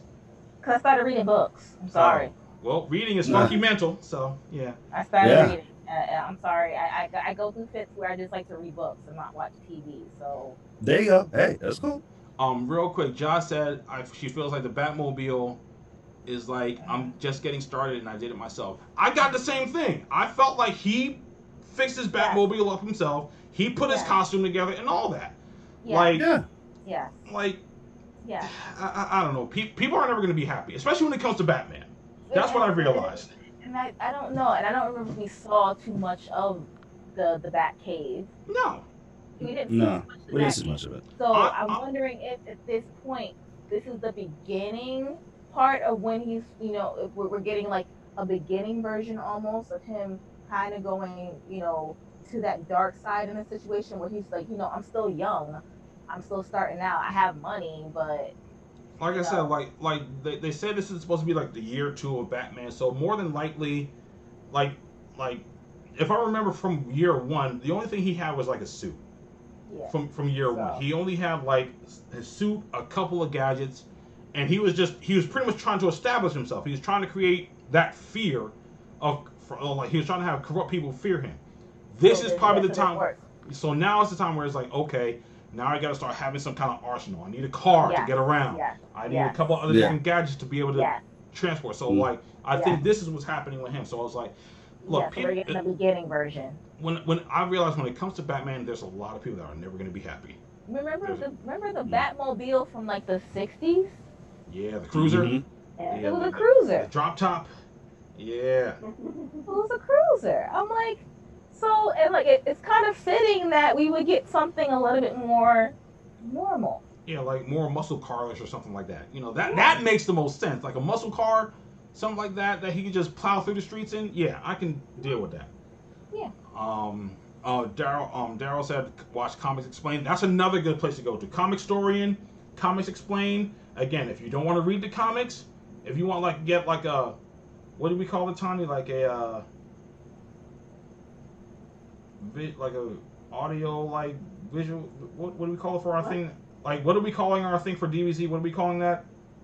It's an audio comic. Yeah, so that's it's an audio comic. It's like back in the day. Back in the day, they had audio comics. That's not what we're calling it. That's what it is. yeah. But is that so? But like, cause back in the day, they won't they probably won't read the characters, read the characters in voice, but they'll read like the panels for you. So like, if you want to do that, or you can go to like whatchamacallit, Variant Comics. You can go to Variant, the Variant YouTube channel. They do like a lot of recaps of like a lot of the storylines that are out right now. He also said Cape Joel is another good channel.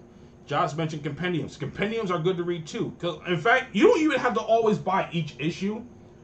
At some point they'll probably like compile it all. That's I think what Harold was trying to explain. Yeah. That was the word he was trying to get out. The compendiums, like you can get like the whole entire storyline in one like almost one graphic novel type scenario. Like I did that. I don't really have a lot of those, but like you can do that with a lot of them. Definitely. But like we said, DC Fandom, the second half is going to be airing like I believe September 12th and 13th. I think 13th is more for like kid stuff, but I think that's going to be like a little bit more interactive. September 13th is like just for kids and stuff. Yeah. September 12th is the second half of what we've been watching. So like they're gonna cover all the shows, all the other Arrow shows, Lucifer. They're probably gonna talk about the Sandman series that they're gonna be coming out with. I think a lot of the animated stuff too, like a lot of the animated movies and things like that, and a lot of the cartoons and stuff. So like a lot of it's going to be TV related. This first one was more movie centered in the comics, but the second one's going to be a lot of like TV and cartoon related stuff. So are we going to reserve our Lucifer review for when we watch after DC Fandome? I mean, I don't know, because I mean we only have part 1 of season 5, and I know a couple people have already did their review. When the season is up. I mean, a couple people did their reviews on season 5. I know Jeremy Johns, he did his review of season 5 part 1 already. I would probably wait. I think I would probably want to wait until after DC Fandom. We could probably do it then.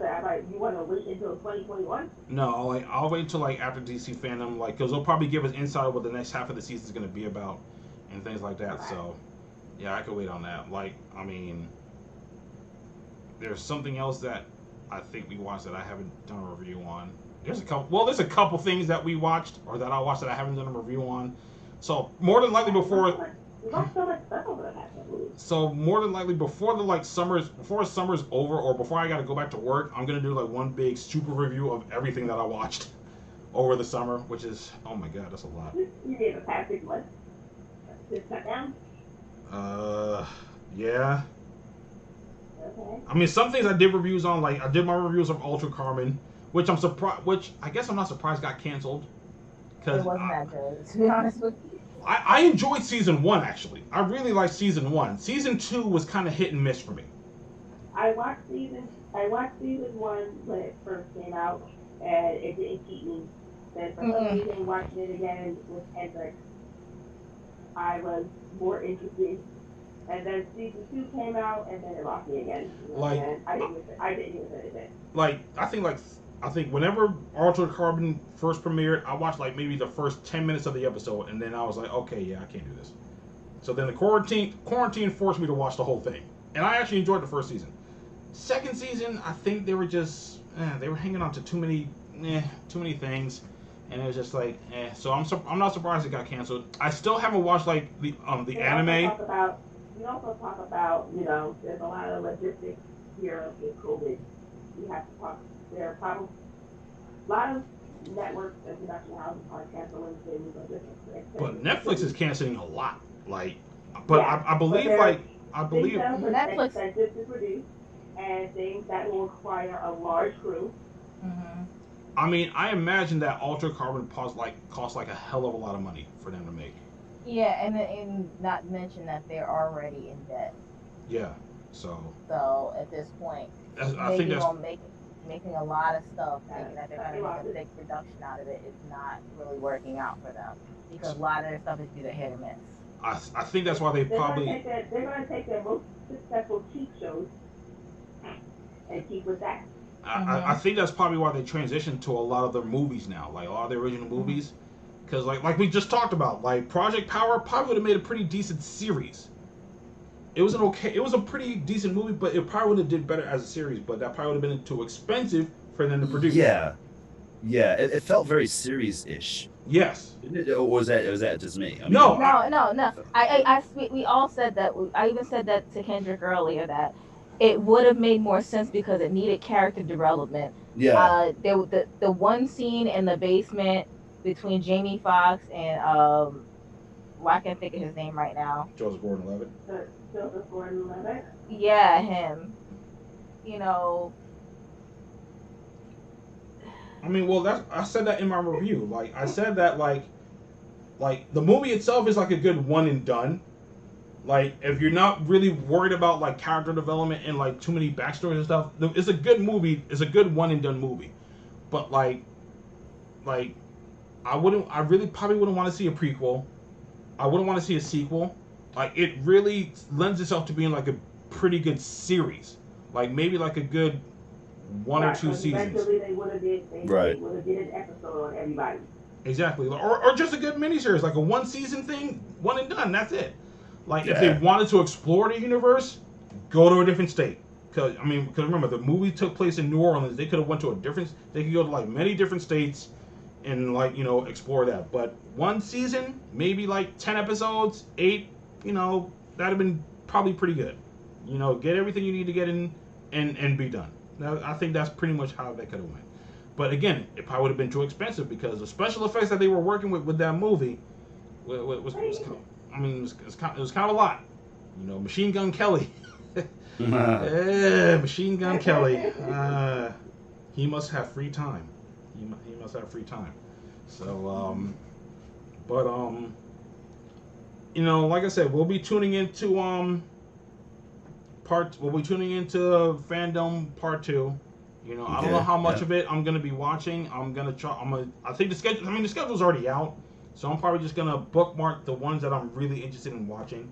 So, Definitely doing the Arrowverse show. Yeah, all the Arrowverse shows. Yep, that's definitely. They talked about the Arrowverse no matter what.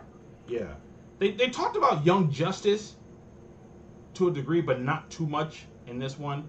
So that's why we didn't talk about it here. There's actually a couple of panels that we left out, but that was only because they were like dealing with like comic books and like. I will say this though, those Batman segments, hilarious. They had a couple of Batman segments with Kevin Conroy, Will Friedle, Diedrich Bader, and who other? Somebody else who voiced Batman. There was a couple people, and they were like comedy skits and stuff. Those were hilarious. Those were funny. Those little Batman segments were hilarious. I really enjoyed those. If you can find those on YouTube, definitely go look for them. But all that being said, that is our recap of DC Fandome. If you watched it, let us know what you thought about it in the comment section. We can always keep the conversation going on Discord if you want to keep it going, and we can talk about other little details. I know we kind of went in on the Batman, but that was honestly the best part of the whole thing. The Batman was the best thing. It really was.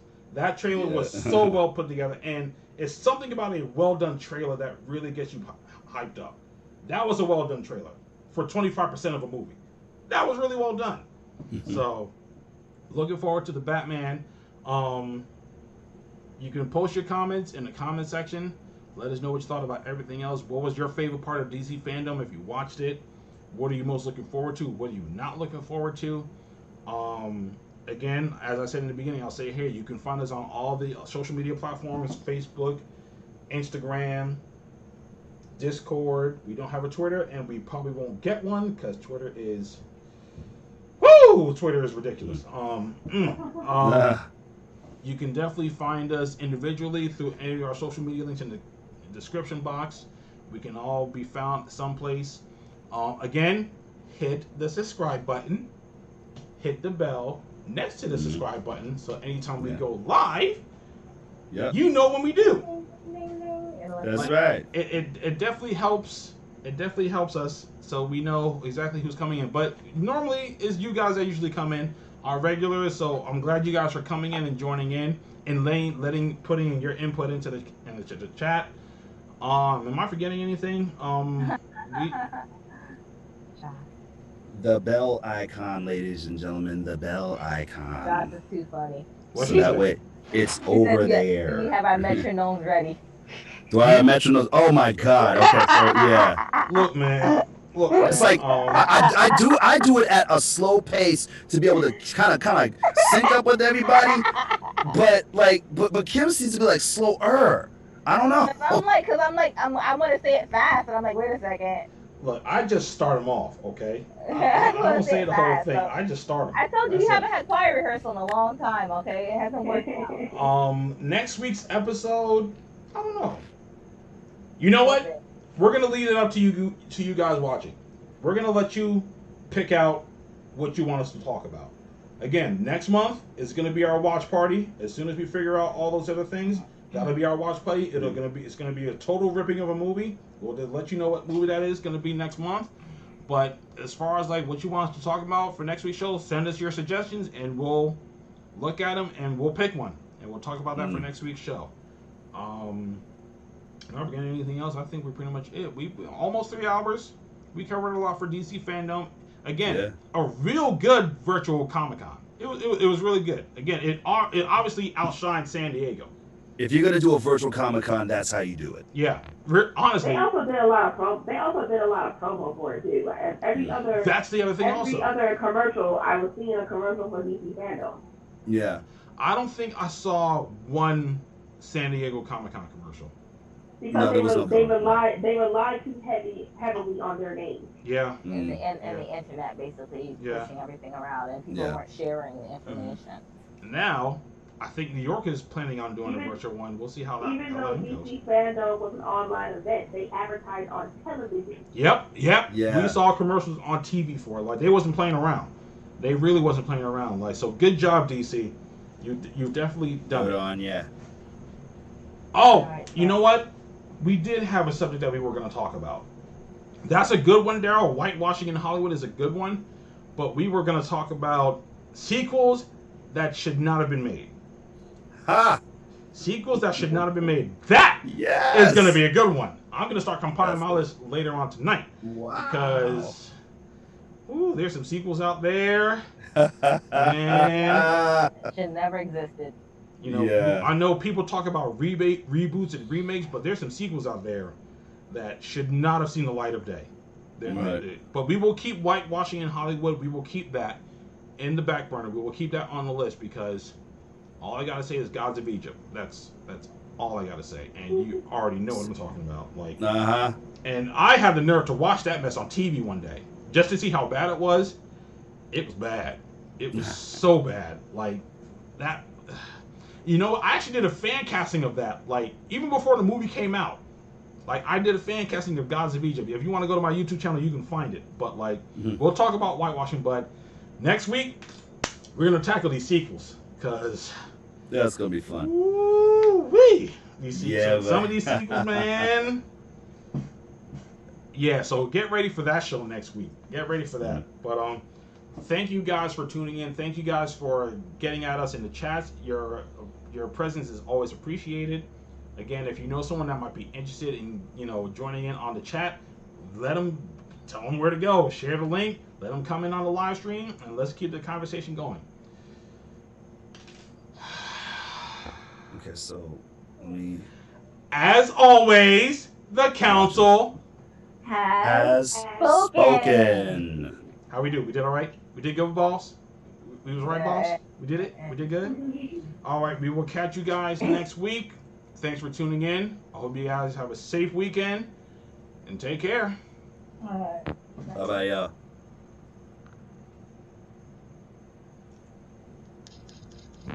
You were watching Council of the Blurs, a Geekcast. The council has spoken. End transmission. You were watching Council of the Blurs, a Geekcast. The council has spoken. End transmission.